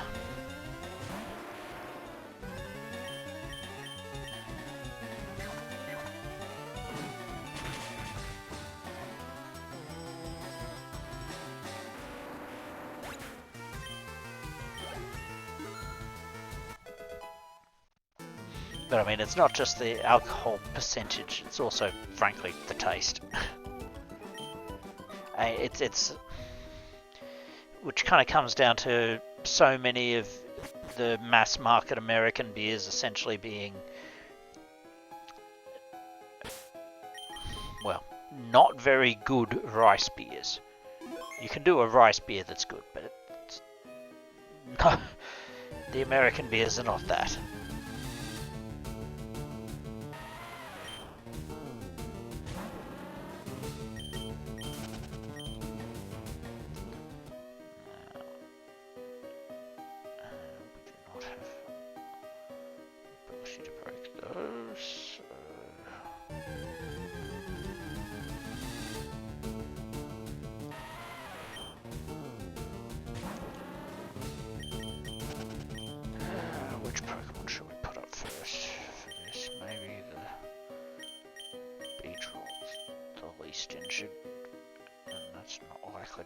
Bunch of rock Pokemon.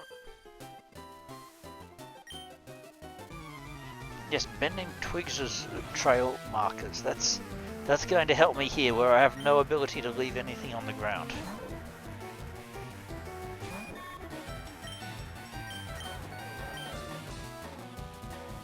Yeah, I mean, it does have to be said. These comparisons are based on mass market versus mass market stuff. Like, obviously, if we just judged every country based on only their best beer, it would probably be extremely different. But that's extremely dependent on what you have access to, and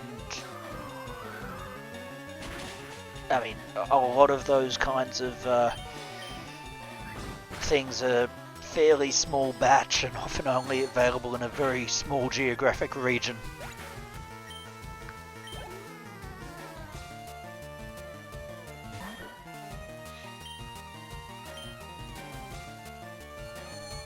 If it's something that's never going to be exported, it's not really something the rest of us can judge you on.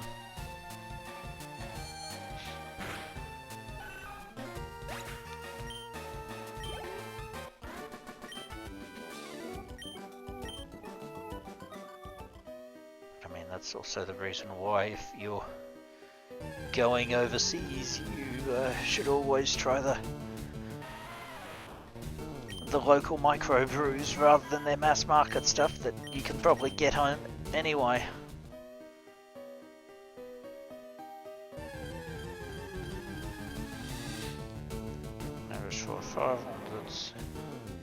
Sorry, a beer that is 57.8.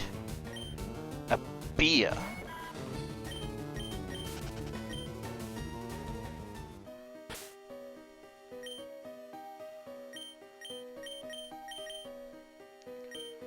Like, that's not a beer at that ABV, that's a spirit.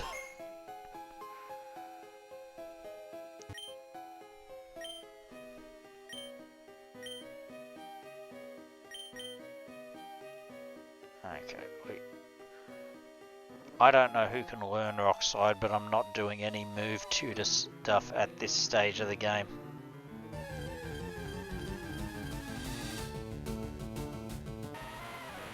I have no idea how you would have a beer with that, like, at that point it's more like a, what would you even call that, like a wheat, or a malt, what would a wheat or a malt spirit be? I mean, that getting closer to a whiskey than a beer.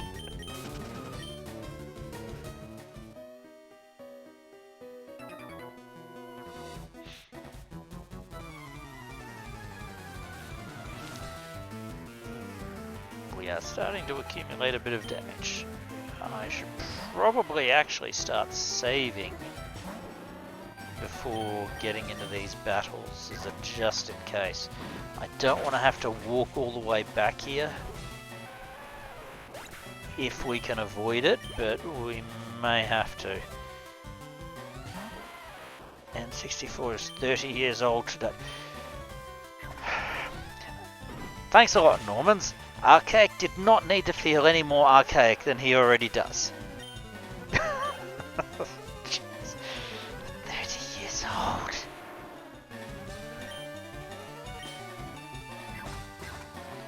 30 years old.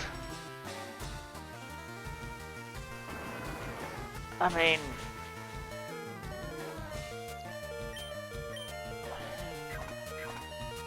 I was in I was in high school when that came out, right? High school? Primary school?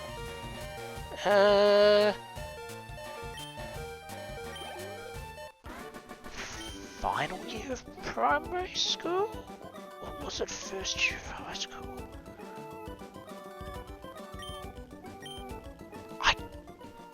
I don't remember what. Okay, I know I didn't have a N64 at launch.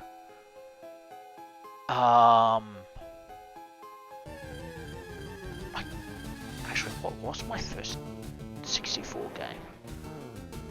Might have been Mario Kart. It definitely wasn't Mario 64.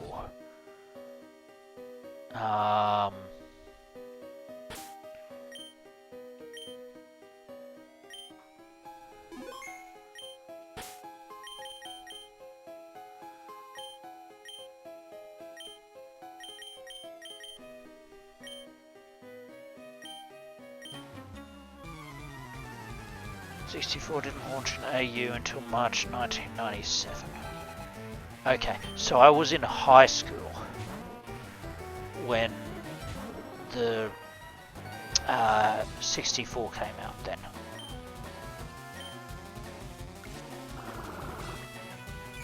So, when did I get it?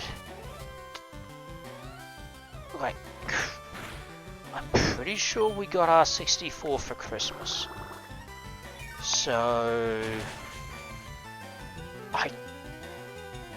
Christmas 97 would have been the earliest I had one. And Mario was definitely not our first game. I'm pretty sure we only got that later. Partially because I actually wasn't that big on Mario 64 at the time. I remember playing it in a video game store that hasn't existed for decades at this point.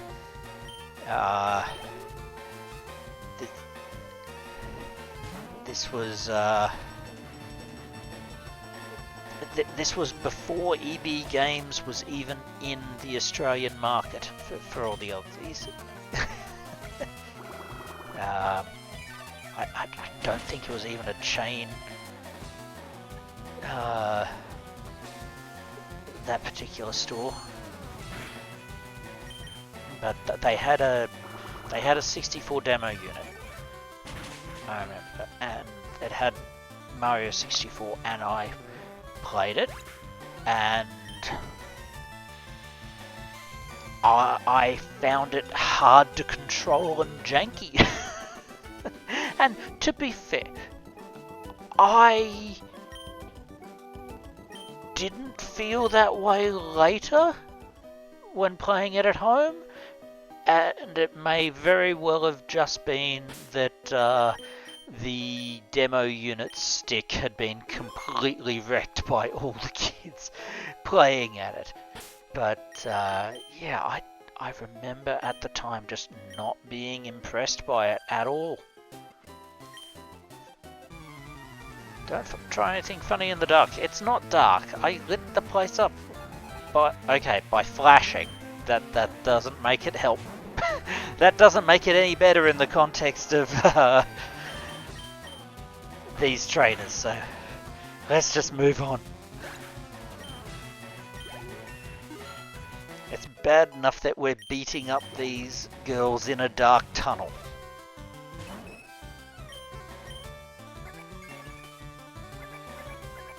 Okay, not on the ball. Okay.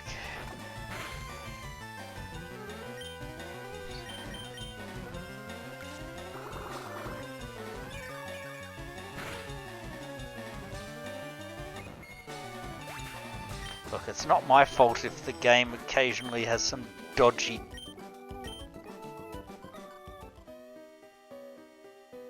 things in the script.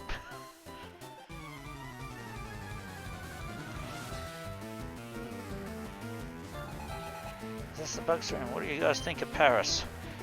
Less useless than I had thought prior to this run. So, like, just for those who haven't been watching since the first episode, and we will actually be putting all the episodes up soon on the Bulbagarden VOD's YouTube channel. Before this stream, I intentionally did not double check the Bulbapedia pages with the movesets. So I was just going based on my memories of when I did the monobug runs when I was much younger. And I remembered Parasect as being completely... Paris and Parasect as being completely useless. That they're like physical attackers, but they're part grass, and grass is special, and like you kind of push towards using Giga Drain or whatever, but it can't do that much damage because its special is horrible. Oh yes, let's not get started on the Legends Arceus. They're like the Zubat of that game, aren't they? Aggressive Zubat.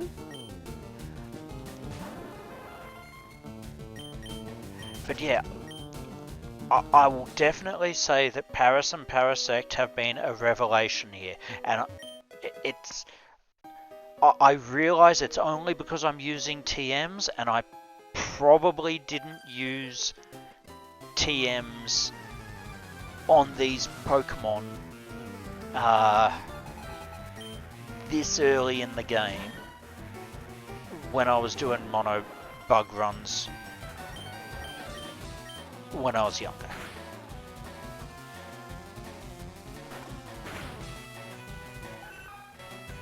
But like I was fully expecting Butterfree would be a crutch for the entire run, and that we'd only struggle around, well, actually around now when Confusion's power starts to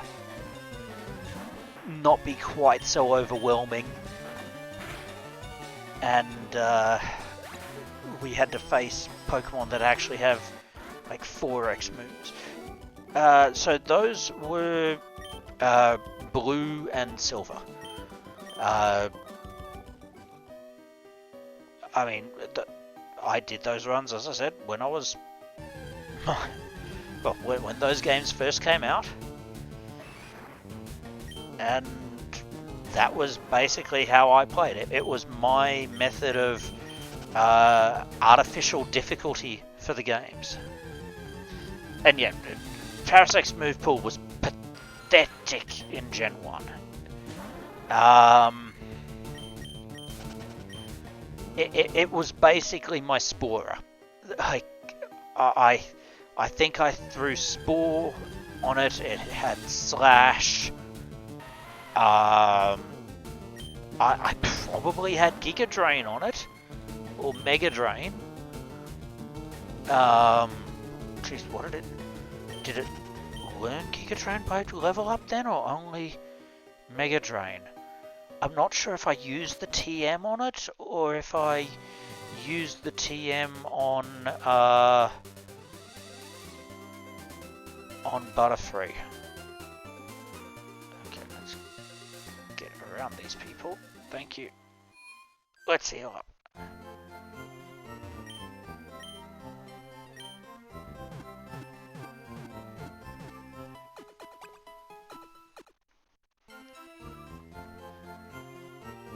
Okay, now no one's used one this week, but we've had people using them the other couple of weeks that I didn't do, and I need to take a very quick break and get a drink. So, look, I will be back very, very soon, and we'll continue this run, because we're doing quite well so far, surprisingly. I didn't actually think we'd get this far today, so we're doing pretty well.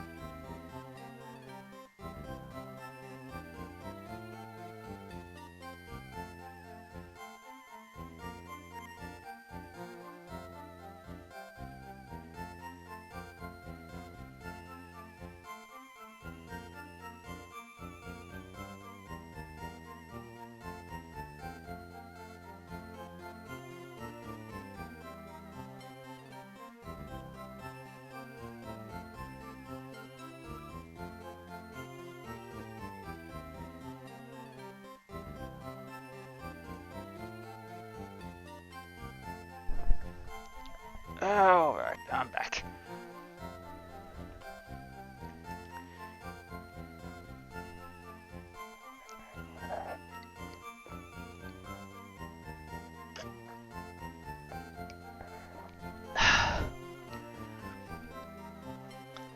Let's get back into it.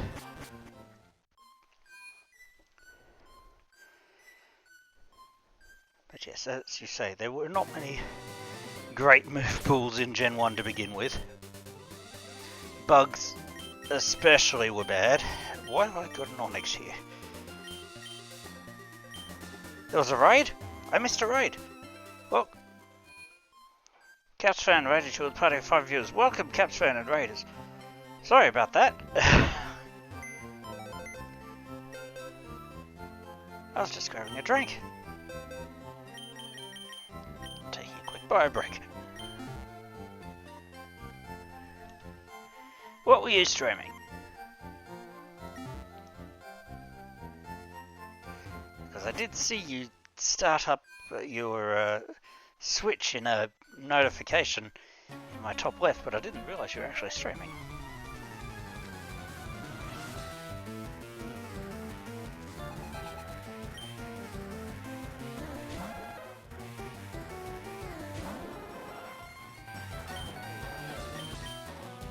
Ah, yeah, I've heard a bit about that game. Is it, like the comparisons I heard were like, think, like, Link's Awakening? Like something similar to that? Just, like, obviously much newer. But is that the right kind of thing it should be compared to? Holy heck, that's a lot of damage for a leech life. The combat's quicker. Okay. I mean, I'll probably pick it up at one point, but I mean, I just posted a thread earlier today on the Bulba forums about like your piles of shame, and I have a massive pile of shame. So maybe I should work on that first before trying to buy anything else. I could buy it when it's on sale, maybe.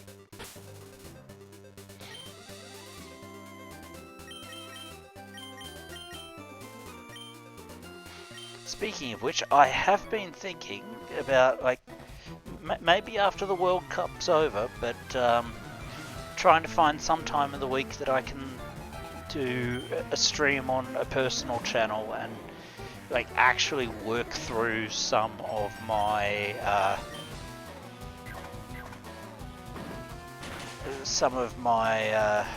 pile of shame. And yeah, I know Bug's super effective against Psychic, but that's still a really weak move. Like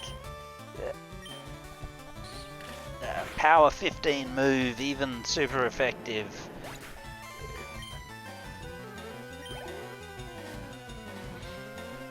Got a Xenoblade 3 playthrough to finish. I've already finished Xenoblade 3.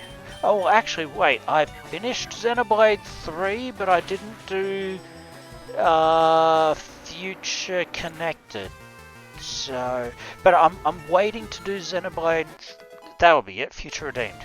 Yeah, I haven't played that yet. I'm actually waiting to do that now because of the announcement of the Nintendo Switch 2 editions. So I'm going to play that after those come out. And we actually have a decision here. Pursuit. Definitely worth taking. Do we drop the Fury Attack? I think we do. Fury Attacks, we'd need 3 hits for that minimum to be above Pursuit. I think the Pursuit's probably more useful. Admittedly, I prefer Thief above that, but I'll still take it for the type coverage.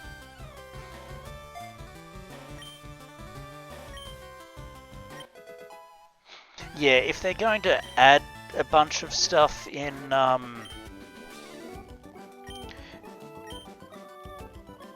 Well, I mean, I guess I never really did a lot of post-game in Xenoblade 3. Like, I haven't...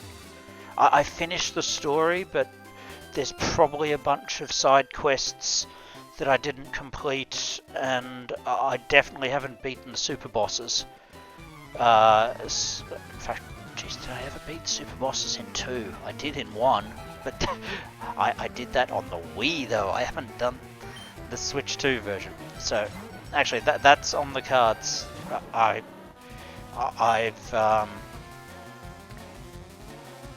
need to get that guy out of there. No, I don't, because I have nothing else that's really good against that. I guess pursue. Couple of characters that unlock after you. Oh, yes. So I did get them. I know who you're talking about. I did get them. That's probably the last thing I did.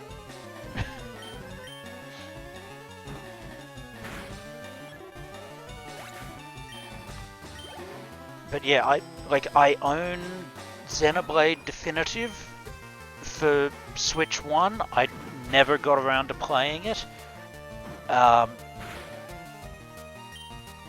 So when I have the time, I will... Jeez, this is not going anywhere, is it? Oh, whatever. When I have the time, I do want to play that. But I mean, I played that game a lot on Wii, so I'm not feeling like incredibly rushed or anything there.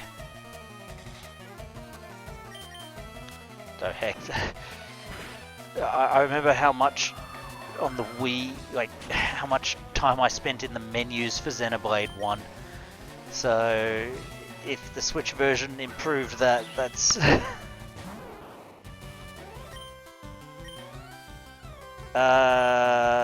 Dang it. I hate it when they do that.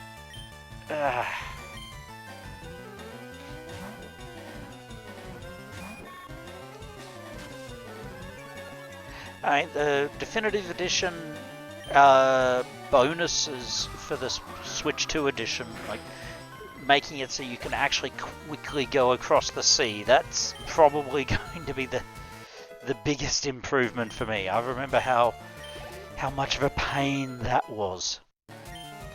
The bulbs are actually levels. Alright,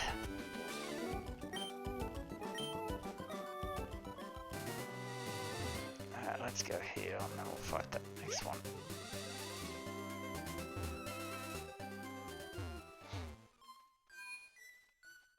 Yes, yeah, I've heard saying you're right.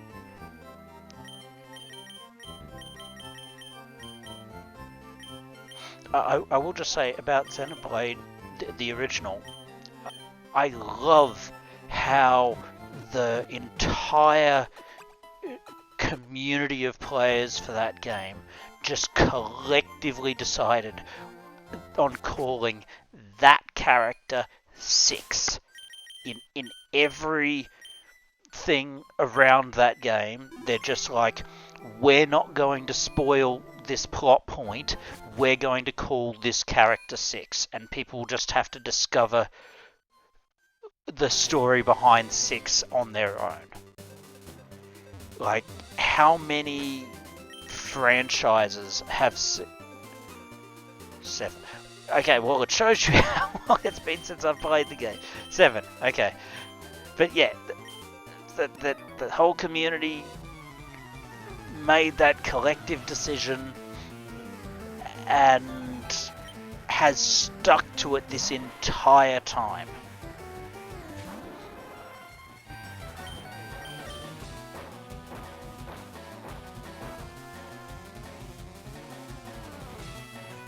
Like, it would be like if somehow the Final Fantasy community had made it so that no one knew about who Sephiroth killed unless they'd actually played through the game, and they only knew that Sephiroth killed someone, but they didn't even know that Sephiroth killed someone.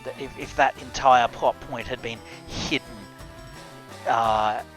just out of a collective, we're not going to discuss it, and players need to discover this for themselves and experience that for themselves. Or, you know, if the Star Wars fandom had somehow managed to make it so no one found out who Darth Vader was unless they actually saw that scene. Like, that's the kind of level we're talking here. That's a dedication that you do not see. I'm trying to think what the Pokemon equivalent for that would be.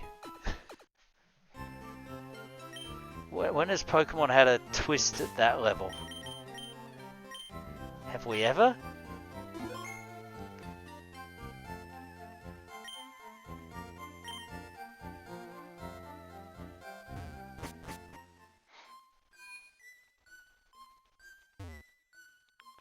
Volunteer Pokemon House.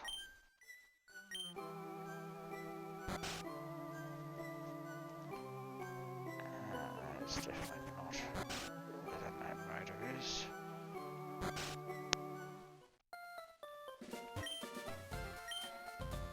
Here we go.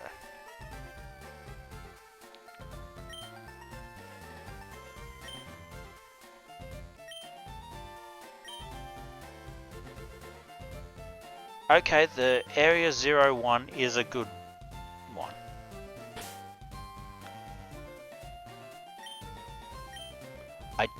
I mean, I'm not sure it's on the same level, but you're right, I don't think that particular plot point gets talked about a lot.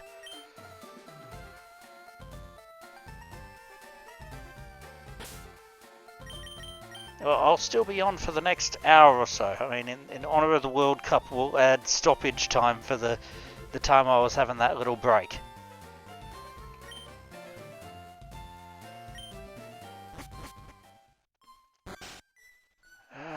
Now let's see.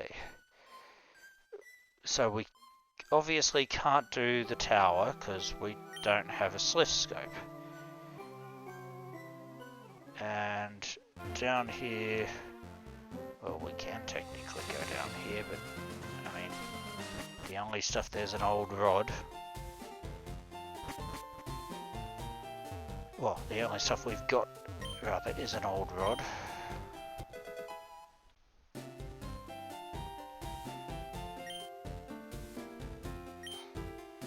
Geez, that's a bit of a brutal way to give people the TM for return.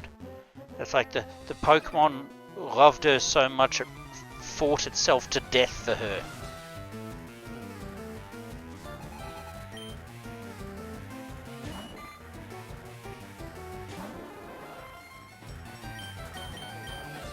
For that matter, like, Pokemon's not really dealt with the death of Pokemon in that much. Well, I guess Gen 5 would. Gen 5? Wait, 5? Yes, Gen 5 with the weapon is probably about the only gen where. Wait a second. No, 6. So, Gen 6.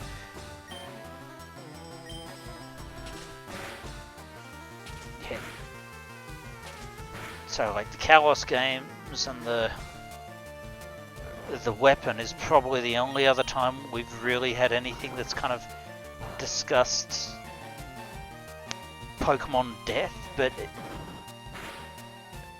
even then, like, the Lavender hits harder because it's like at a more individual personal level, whereas like discussing the war and everything with Gen 6 kind of turns it into a bit of a statistic.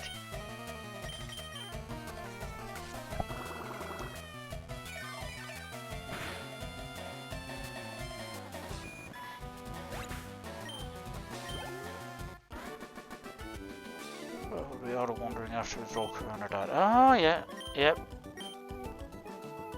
But I mean, that's still just the one character. And yeah, there's not much point going down this way yet, is there?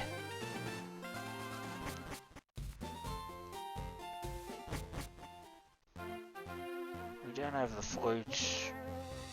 There ain't much we can do there.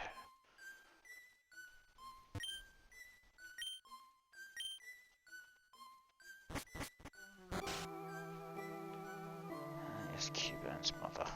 Rest in peace. Let's put one up first. Oh, actually we should heal. We're not that injured, but still.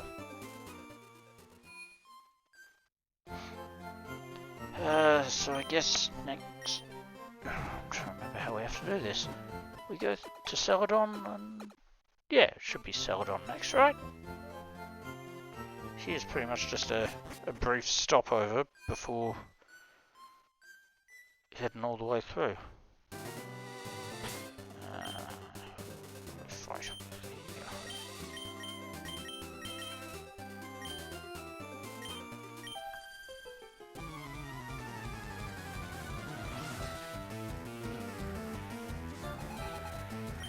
I keep having to remind myself with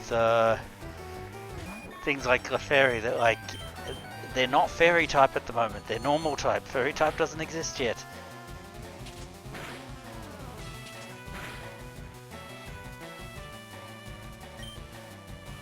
Vulpix 20% on this route. Okay.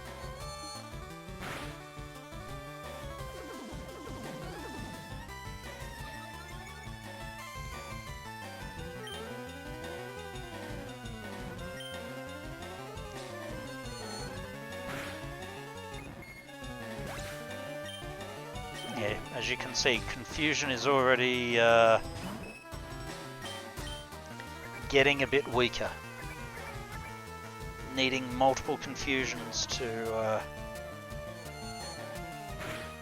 take things out. It's no longer the overwhelming power it was right at the beginning.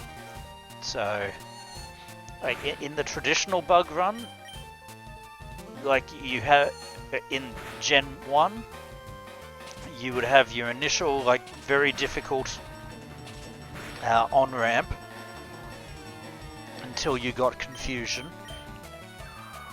Then you'd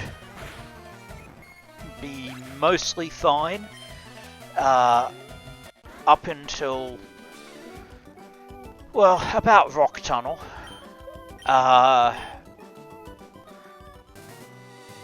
But then with confusion starting to not pull its weight anywhere near as much, you start to struggle a bit until you get Psychic.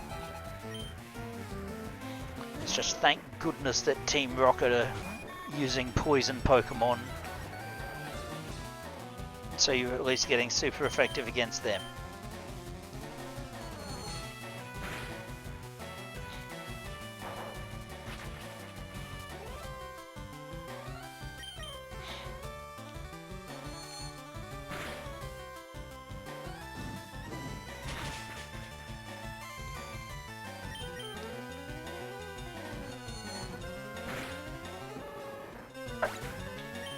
I mean, we're not going to have to worry too much about dragon types here, so that at least won't be a problem for us.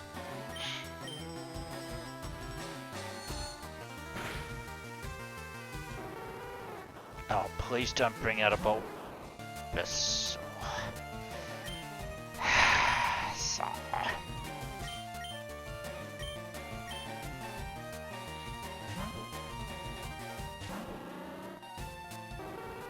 Oh, come on!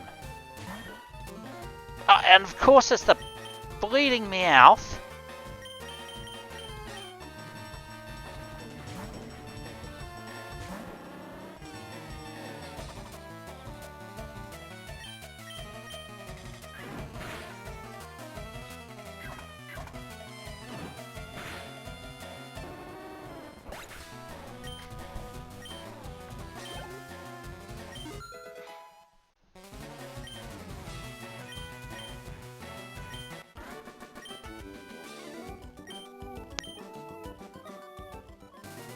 Plenty of money, and I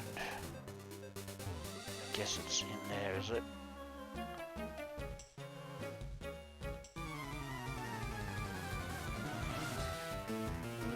Yes, we need strategy. My strategy is to send out something that is super effective against you with multiple levels. over you. That was easy. Oh, no it's not. Dang. Oh dear. Please not another evasion fight. Oh. Evasiveness is not quite as broken here as it was in Gen 1, but I still have PTSD over extremely drawn out fights where my opponent would have max evasiveness. Mind you, I'm pretty sure I abused that. Oh, yikes!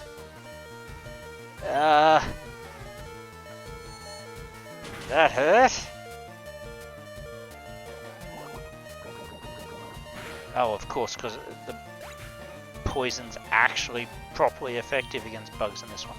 I guess we'll send out the Beedrill. I mean, Dig would be a more effective move, but I don't want to risk them going first and knocking me out. Oh, their hit was a crit as well. Okay, well that explains that.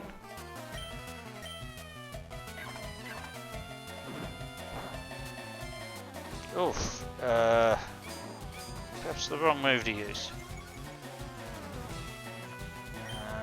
Not that I think Pursuit would be much better, but... Oh, Lethal was a crit.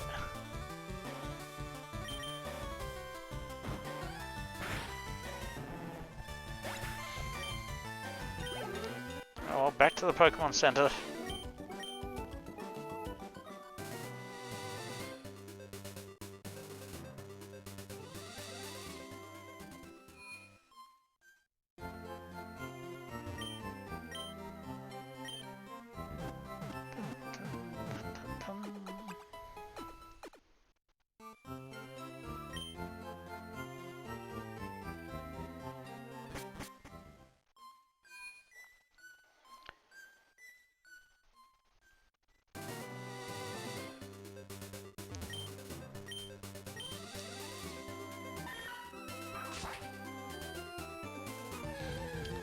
There's something very nostalgic about revisiting Kanto like this. Specifically for doing the bug run for me. Like, I mean, how many times have we revisited Kanto now? But it's been a long time since I've revisited Kanto for a bug run specifically.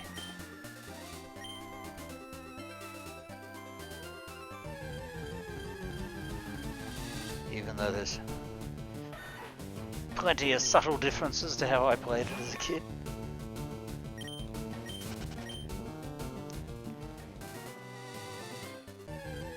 I admit, I struggle to go back to Gens 1 and 2 now.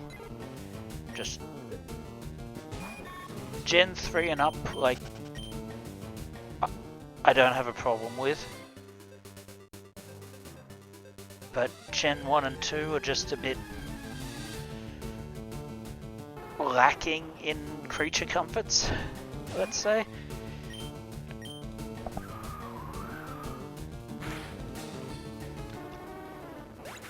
Dang it. That wasn't even a crit. Ah, dang it.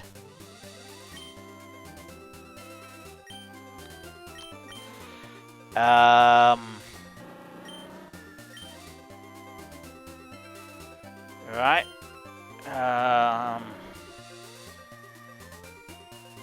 Oh jeez, this is a problem, because Poison Sting would have stab for it, 62 power, attack 40, with stab. Even then the Gust is probably my best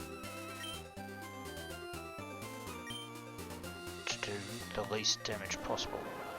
What the heck was that? I don't know if you guys heard that, but that sounded like some big explosions in the distance. Oh, they're fireworks, okay. 1 second.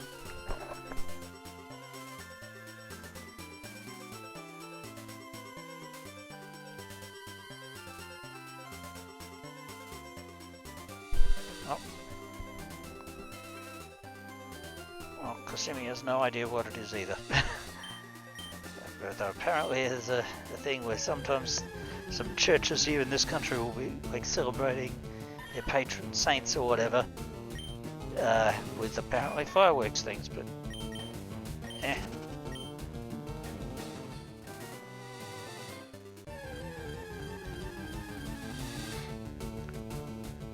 Oh, thank goodness we didn't take too long to get another one.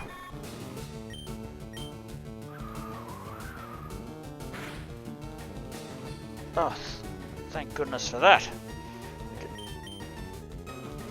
Just need one with slightly higher defense.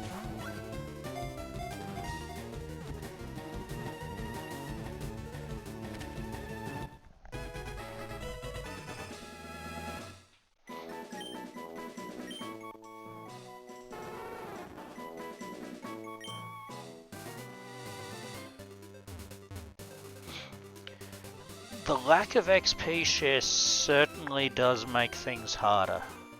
Like, Vulpix isn't a bug type, but part of the rules are that we need to catch everything.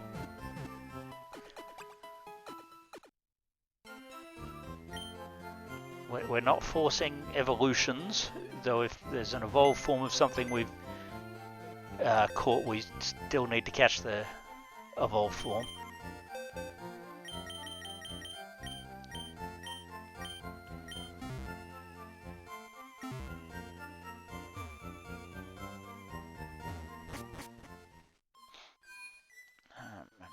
While I'm here, I should go grab some more balls because we've got less than 10. Yeah, I shouldn't say that. Oh, I can only buy great balls here, so I guess I'm not buying balls. We'll wait until I can buy regular Pokeballs again. I shouldn't say that the lack of XP share makes it harder, because that should be the default. It's more that the addition of XP share makes things easier. And it does. Like, it is definitely easier to train up Pokemon once you have that.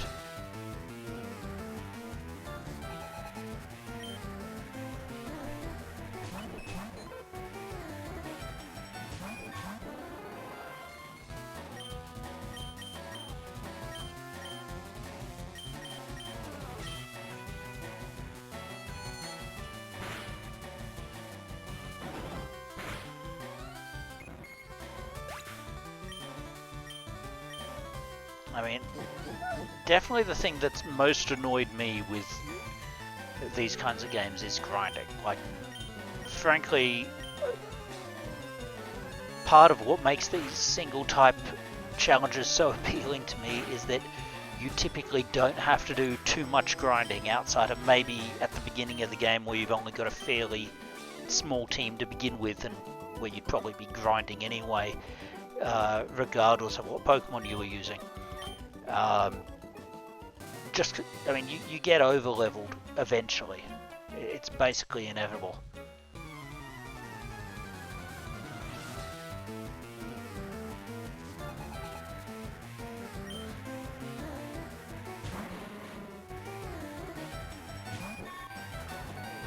Yeah, that's exactly it. Switch training makes the grinding much more tedious.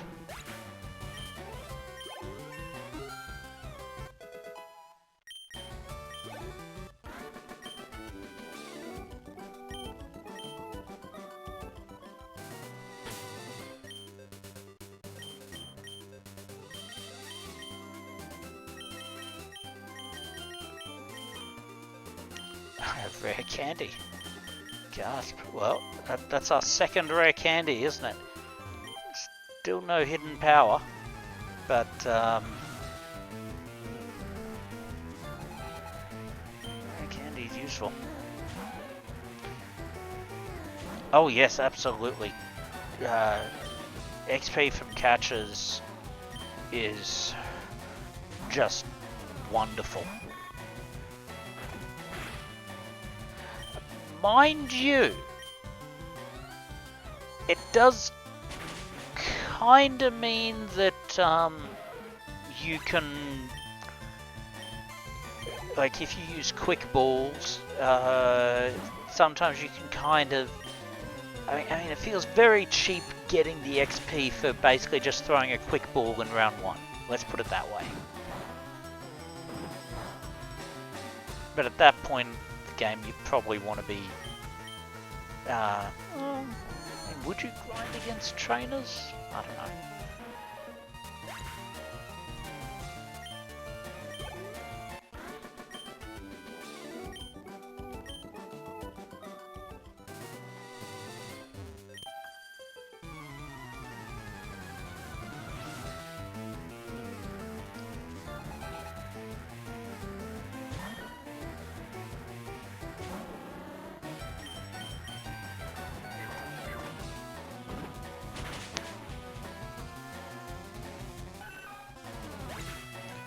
Speaking of old gens, and also speaking of my pile of shame, kind of reminds me that I've got a bunch of like Pokemon clone sort of games, like Koromon and all that, that I've never played, that I should possibly consider playing at some point on my own separate channel. I don't want to play those games on the Bulba channel, I don't think that's appropriate, but something like that might not be a bad idea at some point. I don't know, maybe after the World Cup's over and when I'm starting to actually seriously think about doing that that stream series for my pile of shame, maybe I'll do some kind of poll or something, see what people might be interested in seeing. Have I ever played Telefang? No, I have not played Telefang. The name doesn't ring a bell, so I probably don't have it either. Well, I shouldn't say that. There's a lot of games I own that I don't remember the names of. In the mid 2010, early mid 2010s,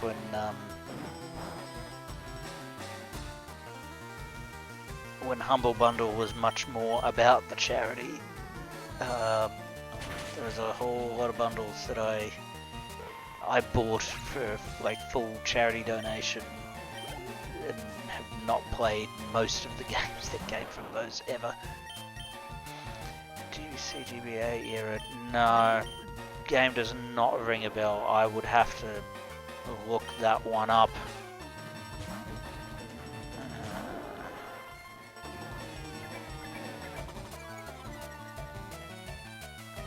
My phone.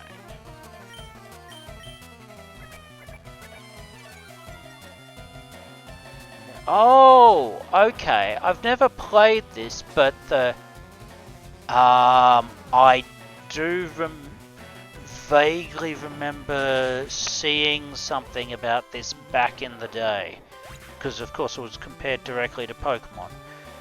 Yeah. Geez, I think I even saw this in Japan. When I was living there, it would have been the sequel one for Game Boy Advance that I saw.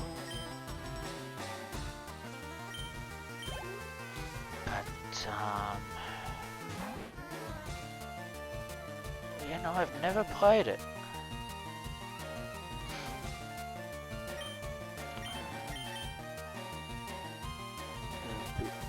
Big English translation, Jade, that doesn't surprise me in the least.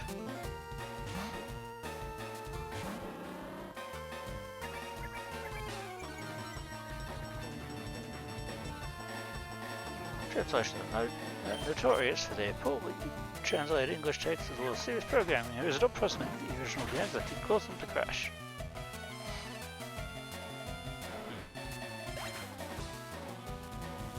I wonder how expensive they are.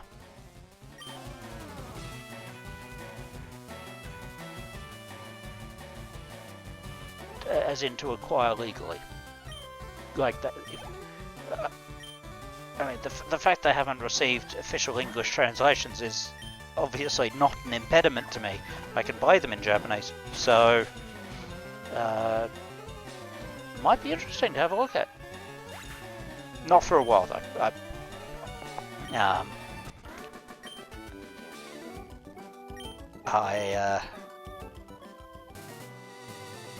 I probably need to get settled a bit more here first and figure out exactly how I would manage postage from international sources before I could try and acquire copies of those.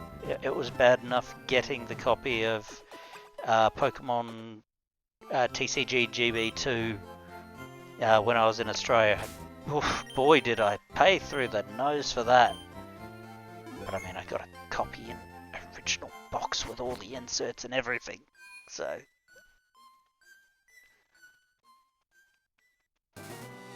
can't believe I never bought that when I was living in Japan. I should have done so. Would have been much cheaper back then. Oh, right. Now, do these bikers have poison types or do they have electric types? I think they have poison types.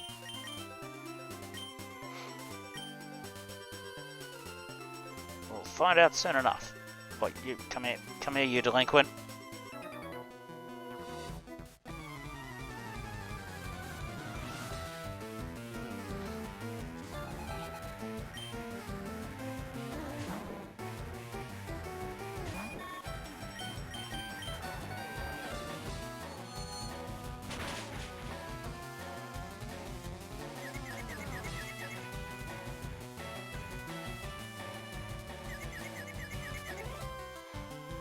Actually, speaking of like non-Pokemon games that obviously have that sort of aesthetic, there's a free game right now. Well, free? I guess it's free in early access, like a beta thing, but it's on Steam called Batomon Showdown, which, I mean, obviously it's like you can tell what it's aping with that sort of name, but well, I guess in the aesthetics at least, but it's like an auto battler. So I mean, if you're familiar with something like backpack battles or things like that, it's something more along those lines.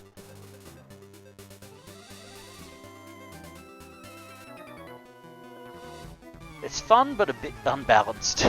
But I mean, it is still in beta, so they're working on that. They've already done a lot of work on that. To be completely fair, they like the first few versions were well, it was somewhat easy to make infinite loop combos that could just get completely ridiculous, and they've toned a lot of that down.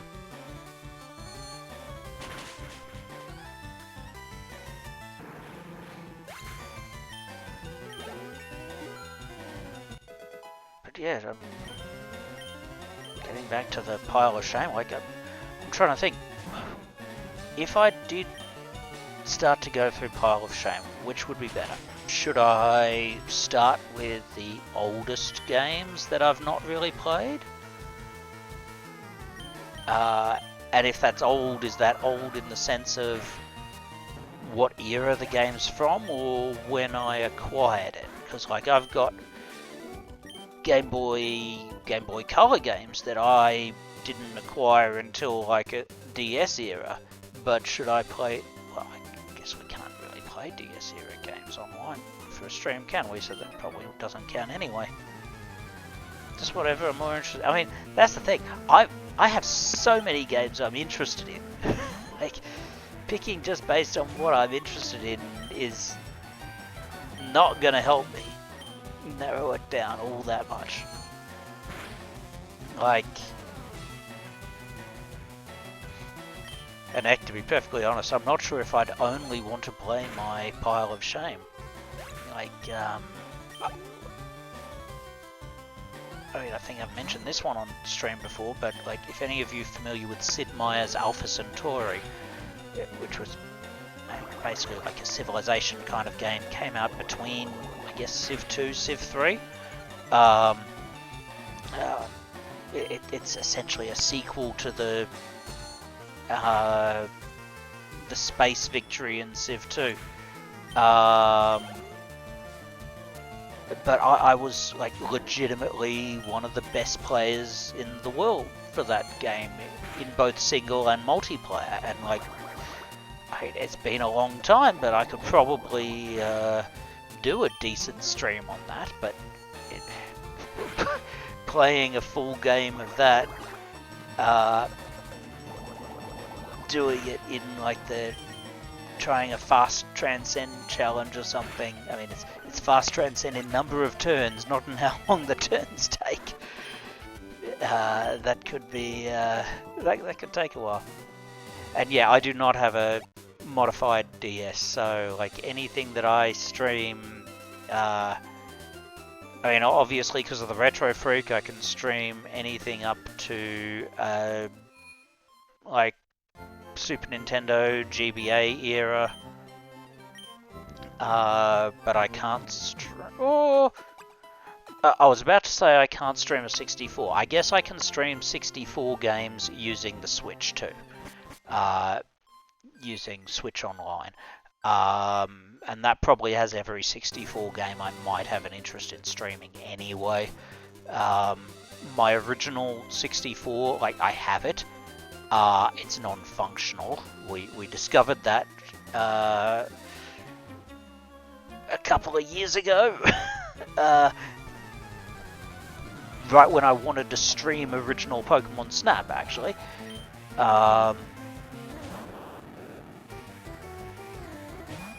It seems the caps in it, or in its power supply, died.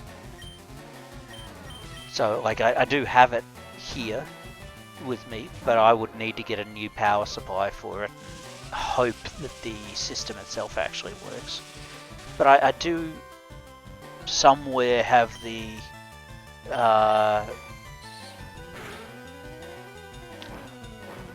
cords and adapters I need to stream the 64 and to stream the well, I wouldn't use it on a GameCube, but I'd use it on a Wii if I was doing that.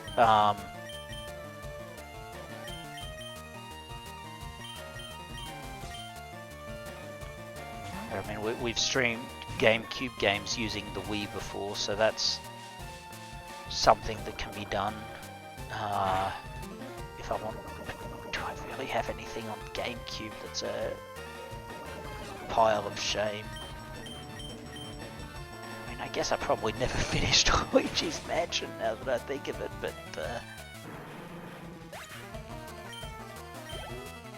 if I was going to do Luigi's Mansion, I'd probably do one of the ones on Switch.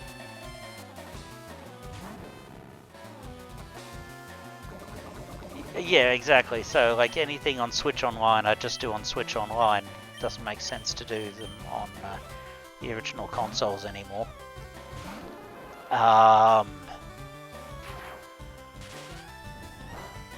Wii U has a bunch of things that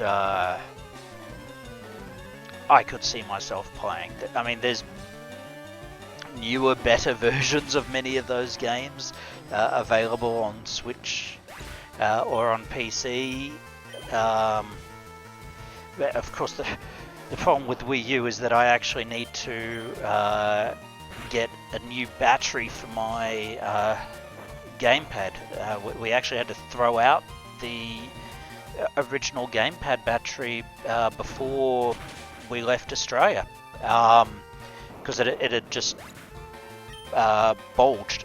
I mean, it hadn't really held a charge properly for years, but it was dangerously bulging. So we did not want to risk that having an issue while it was being transported over the seas.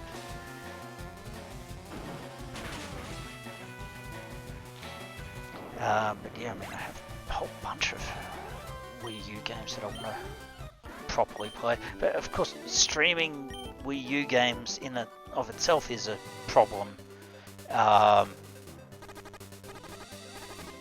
Because of course you're not going to be able to stream that second screen easily, and for a lot of the games that would be in my pile of shame that I might actually want to play on the Wii U, the second screen's kind of integral to the whole experience.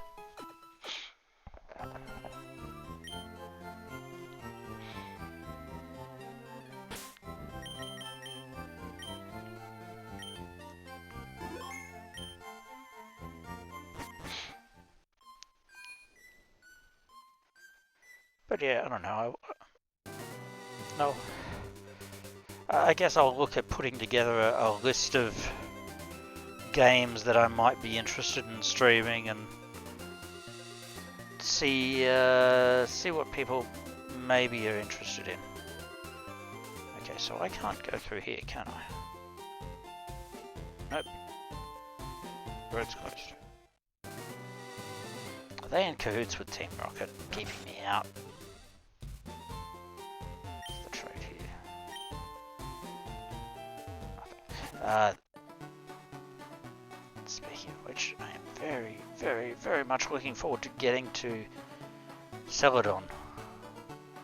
And, oh geez, it's just occurred to me, I guess I'm going to have to schedule an extra stream at some point in the next week or two, aren't I? Just so I can collect a whole bunch of coins at the game corner.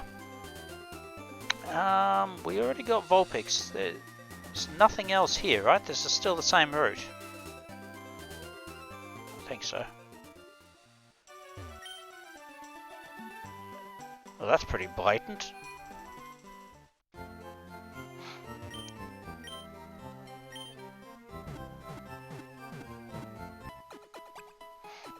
Yeah, if I did a Game Center gambling stream, I literally have to flip the switch in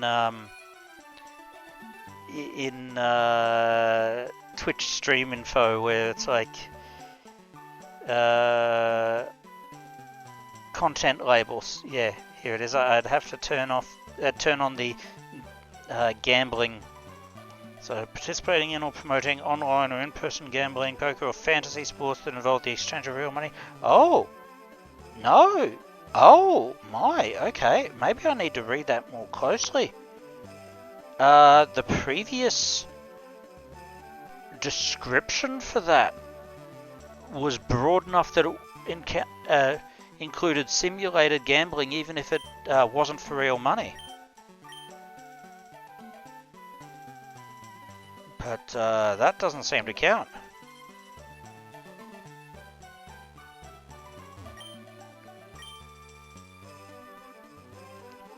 Alright, well, we're still not risking it yet. What?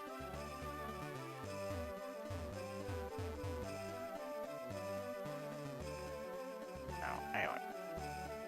Celadon department store. Right. TMs. I guess that's Trainer's Market.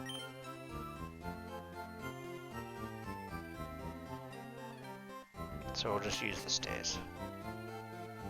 Belatra may have nuked that. That could very well be the case. That would make a lot of sense. Okay. Raw, Hyper Beam, Dig, Brick Break, Secret Power. I'm just going to buy not that many. Let's call it 3 because we'll probably want more for Pokemon we haven't caught yet. Brick Break, I'll take just the 1, so we've at least got it in the bag. Dig, we'll take 1, so we've got it in the bag and we can check who can use it.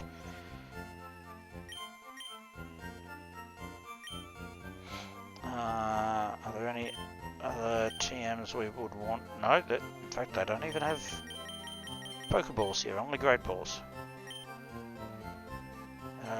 Is that all we needed? I think that's all we needed.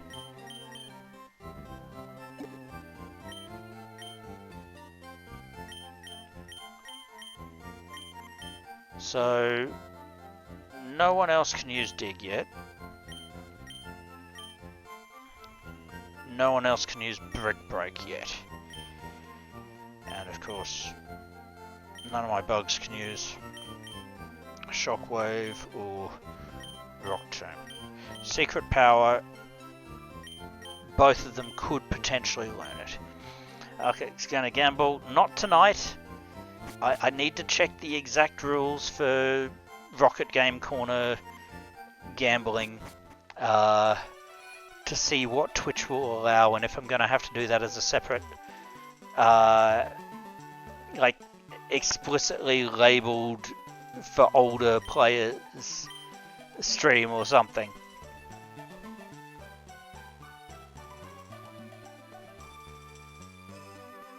If we have to, then that's how we'll do it, but I just want to be very careful with that.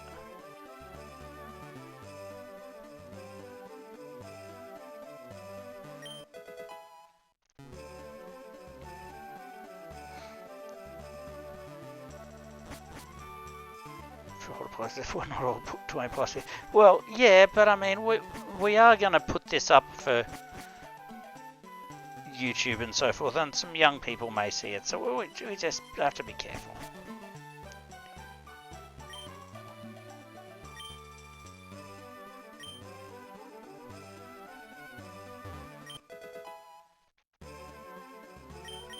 Thank you for your Eevee.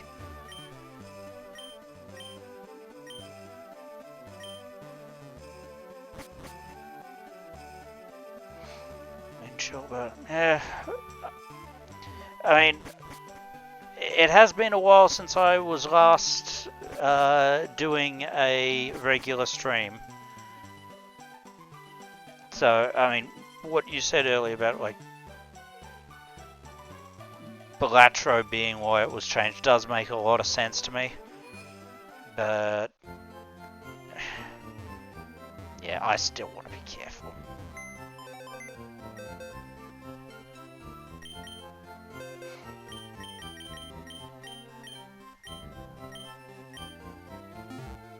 Have to get rid of the Eevee because of course there is no bug Eevee even today.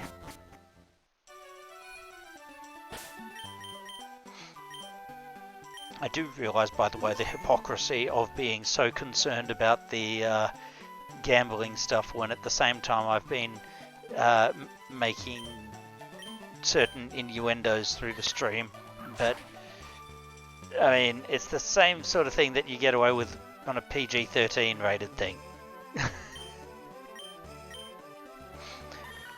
Admittedly, I don't know how you could do a bug evolution unless it's something like the evolution has been, I don't know, infected by some sort of parasite.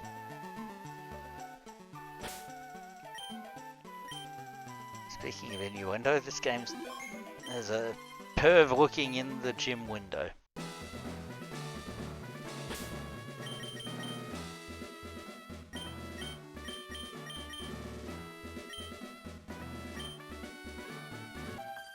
How far can we go in this gym? I didn't think we'd get to do 2 gyms in one day, but we may very well. Yeah, I think we're strong enough to do 2 gyms in one day. At least all these gym trainers.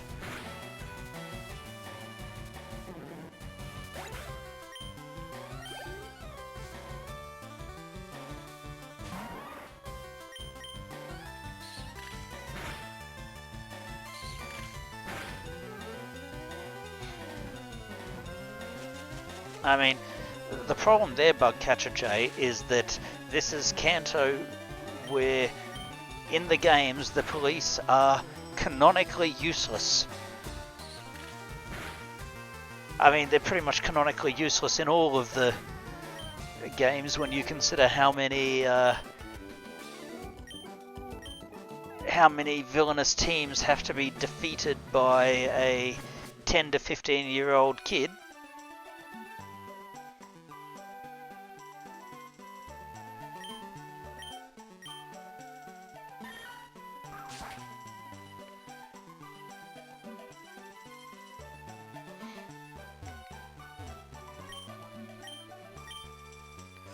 I have a strong resistance to them, but they're also going to be using lots of poison moves, aren't they?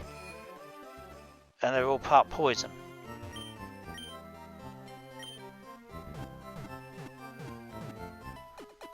Which will be a much, I mean, not a huge problem for Beedrill, though it would give them some resistance to my bug attacks, but could be a problem for Parasect in particular.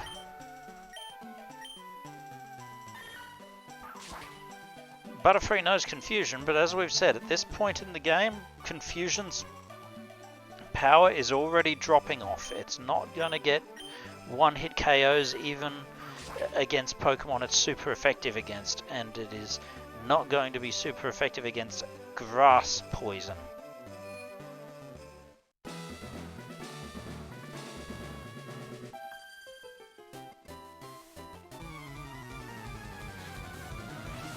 But yeah, we should power through this.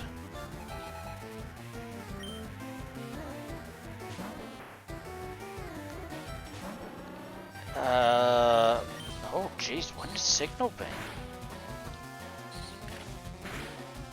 I'm not certain. It is Gen 3. Yeah, I was about to say, like, I thought, like...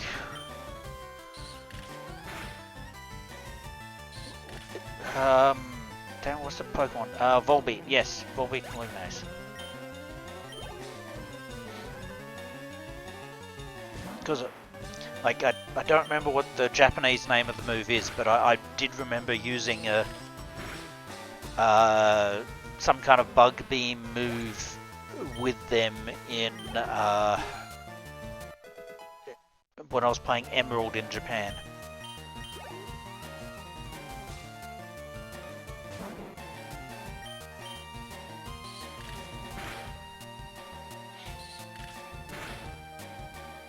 Shigunaru Beam. Oh, it was Signal Beam. Okay. Shigunaru Beam. Yeah.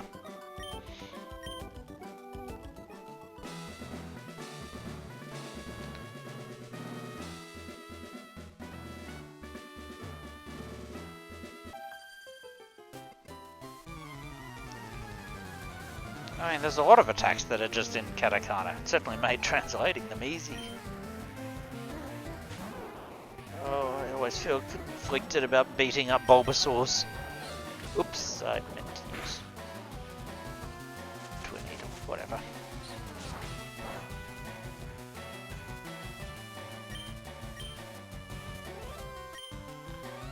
Was your N64? No, my N64 was Australian. Like, the only Japanese consoles I had, and I have to emphasize here, had, because my Japanese consoles have were part of that museum donation. The only Japanese consoles I had were my Rayquaza, my Latios and Latios GBA, my Rayquaza GBA SP, my Pokepark DS,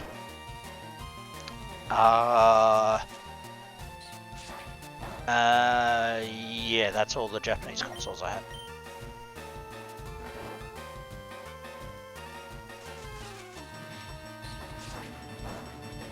I mean, if you have Switch Online, you can play Pokemon XD and try that in Japanese. Just create a Japanese account on your...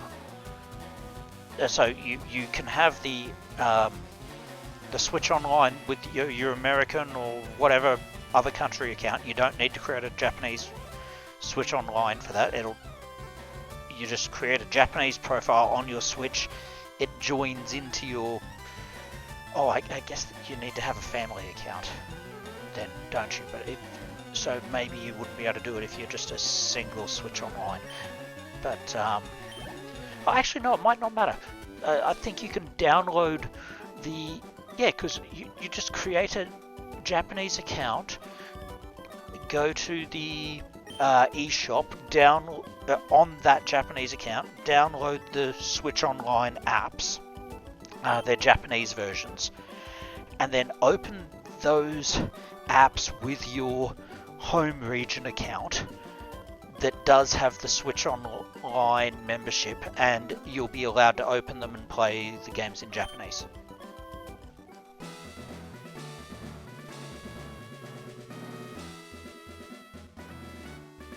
Or you could do that, yes.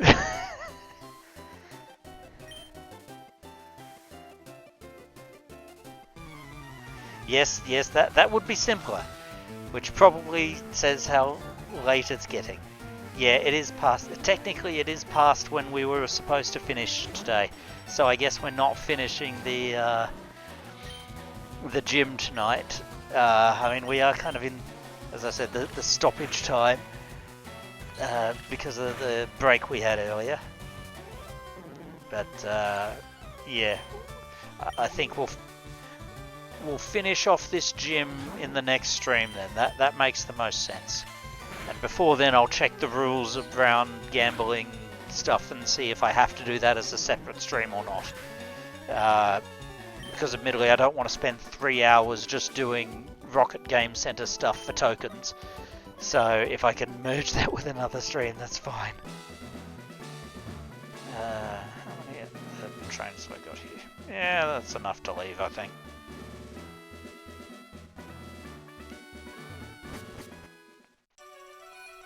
Actually, we'll fight one more. We'll fight at least one more.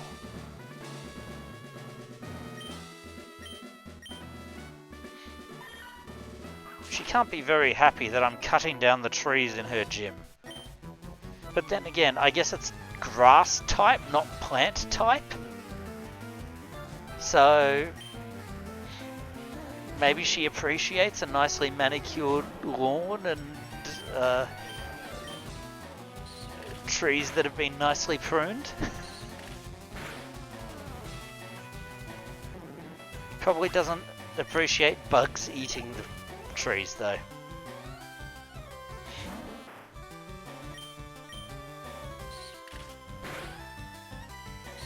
But yeah, I guess if you were going to play a Switch Pokemon game in Japanese, I would suggest do Brilliant Diamond or Shining Pearl.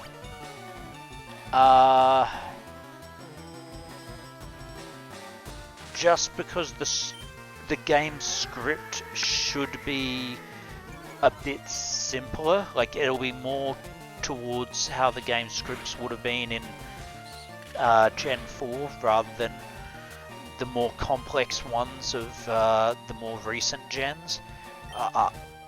I think it's probably a bit easier to actually get all the plot points that way.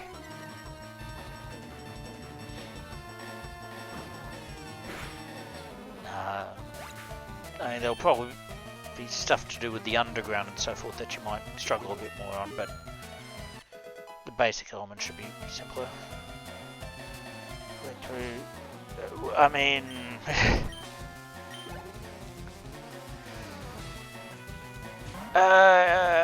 so... what you're going to have to remember here is that you're relying on your kanji knowledge. It might not actually help playing some of the... Okay, so I imagine... I haven't tried, but I imagine Scarlet Violet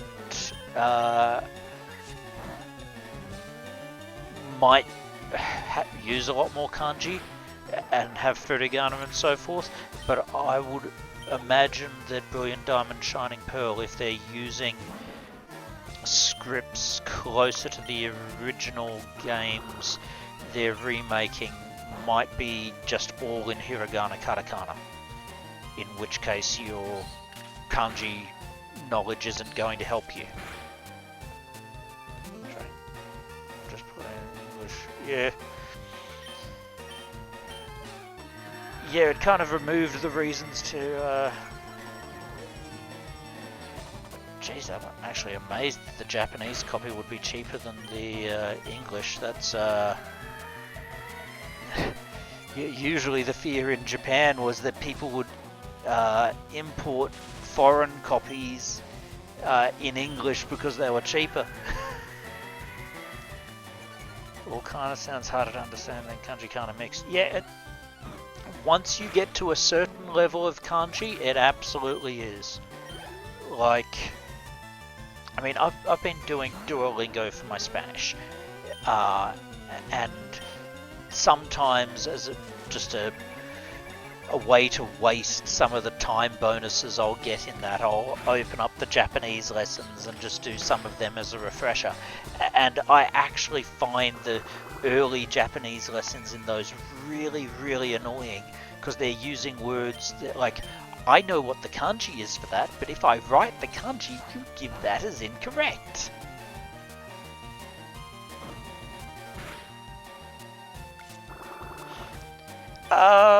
So they are in full kana, but they did have spaces between words. So that it's not just making things like completely run-on sentences. Like, I agree, if they did that, that would just be a nightmare.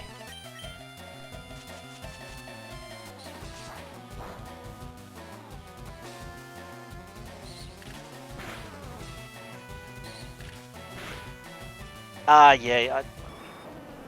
Japanese used prices do tend to be better if you're going for used stuff. And the quality standard tends to be a lot better as well. Like just the care people take for those games,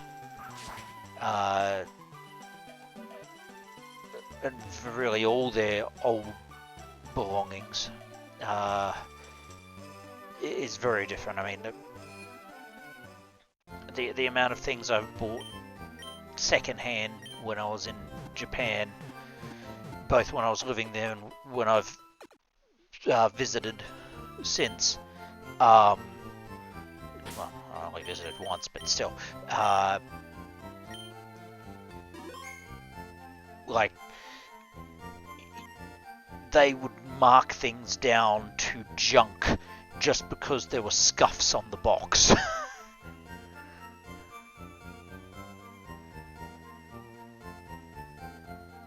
Anyway, do the double save, because of course I'm from that era where I kept questioning if we had saved or not. Wait, what? I didn't get the sound. Yes. There we go. No, I'm not going to fight Erica today. We're already a quarter of an hour past when I was due to finish. So I think we will save that for the beginning of next week's stream. And with any luck, it'll be fine to do Rocket Game Corner with that as well, and we can get what was the TM that was available from Rocket Game Corner? I can't recall. There was something. Actually, I mean, we need to do Rocket Game Corner to get certain Pokemon, as is, for our decks. But, Hidden Power. Oh, yeah, we need we need a few of those, don't we? Oh, that could take us a little while. Well, we'll see how that goes.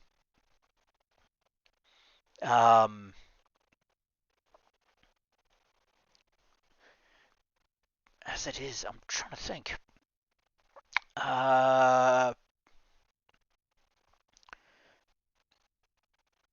So let's see that.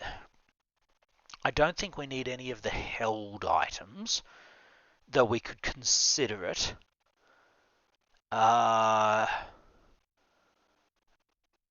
I'm not sure what held item we'd use, but they do have some held items.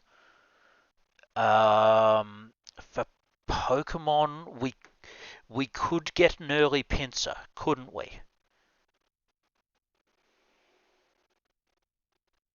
I think so. In fact, let's go back in to check. We're not doing the gambling. We're just going to the game corner. We can. Is that? In fact, is that the price corner?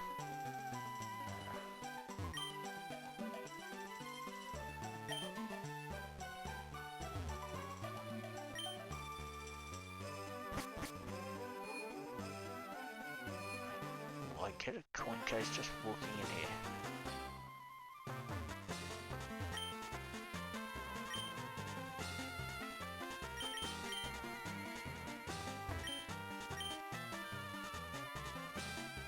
Do I need to buy coins to get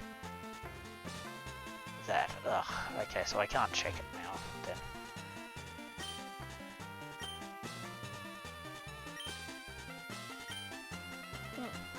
Might do that later, but not now. Okay, so Porygon's the musket, and I can get a low-level pincer. Alright, so... yeah, I thought I got it from an NPC, but was that just Gen 1? I don't know. Anyway, we can figure it out for next stream. But, yeah, if there's pincer there, we should probably get the pincer. What was the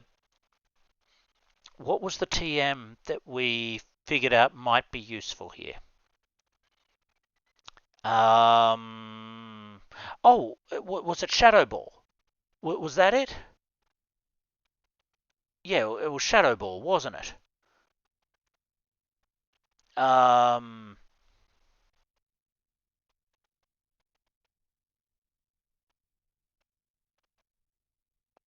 it was a physical move in Gen 3, even though it reduces opponent's special defense, which is a bit. Why is it? Why is it like that?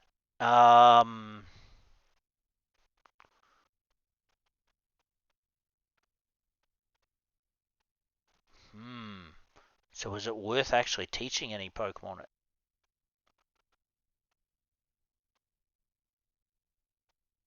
Because the only bug we're going to have who could learn it would be Butterfree, right? And yeah, Dratini's here and also in the zone, but I mean, to be fair, it's probably easier to get it here, isn't it? Like if... or wait. Does this game... Does this game have the slot machine that always wins? Like there's one in Gen 1.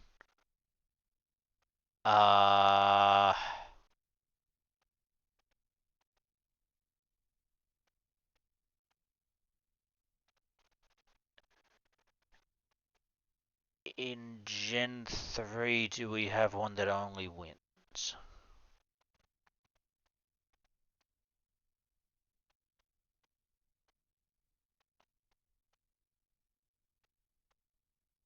I can't remember. Ice Beam, Iron Tail, Thunderbolt, Flamethrower, Shadow Ball. Yeah, so Shadow Ball's the only attack there that's maybe useful. I mean, it's a strong attack, but if it's a physical... I mean, maybe it's still worth picking up, because it's probably stronger than other attacks I can get for Butterfree to begin with at this stage of the game.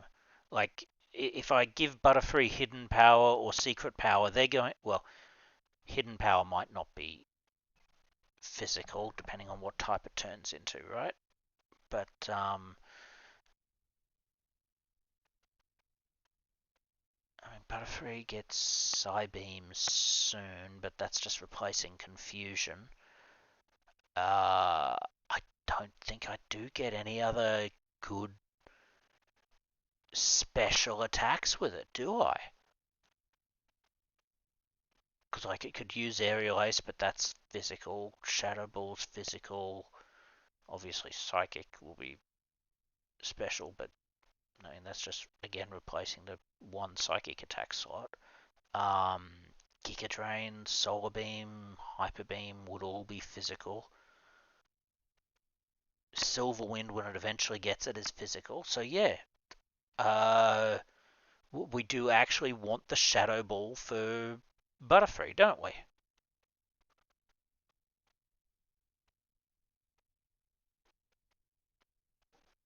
Because, I mean, what else are we going to use for the slot? We're certainly not going to get something like, well, I guess we could get Dream Eater after all, but it's, what's the point of doing a big setup for Dream Eater when we could just use Psychic? Well, we'll figure it out. This probably does mean we're going to have to spend quite a bit of time in the slot machines.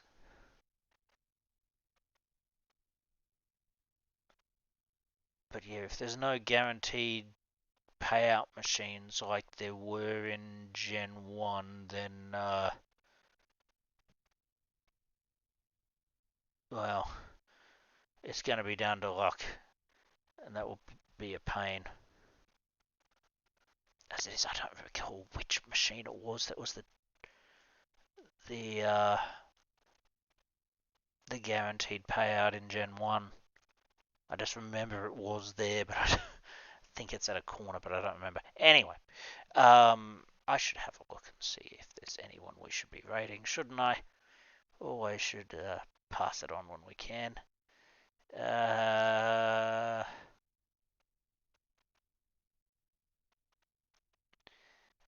I'm not going to do Magnadeath because he's doing more of that roleplay thing, and that's not really. It was a bit iffy, as I recall. So, yeah, of course, Bulbapedia is info J. That's the problem. I can't look it up. I'm not allowed. That was the rules.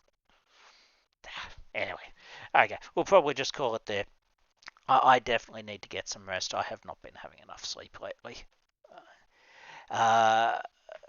So next week, Erica, Rocket Hideout.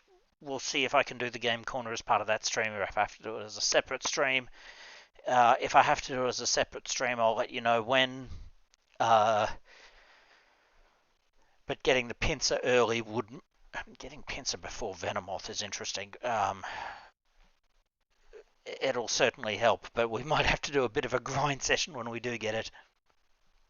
But yeah, until then, the next stream on the Bulba channel should, of course, be. And now I have to actually pull it up because I do not remember off the top of my head.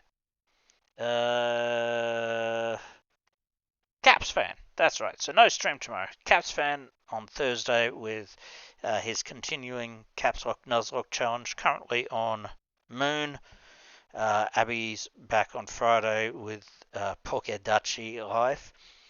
Caps again on the weekend with Mystery Dungeon Mornings. Dawning with Sketching Saturday. And then Sunday has Shiny Hunting with Snowy, followed by Maniacal Engineer on Ultra Sun with his wheel madness thing. And hopefully Mochi will be back next Monday. He's been having to take a few streams off lately, so we'll see how things are, but hopefully he'll be back too. And yes, I heard that. Didn't it come up on stream? I certainly heard the alert there for hydrate, and I am going to go do that right now. So yeah, I'll see you all next week. Emmy, oh wait, Emmy's not streaming this week. Okay, that'll need to be fixed up. All right.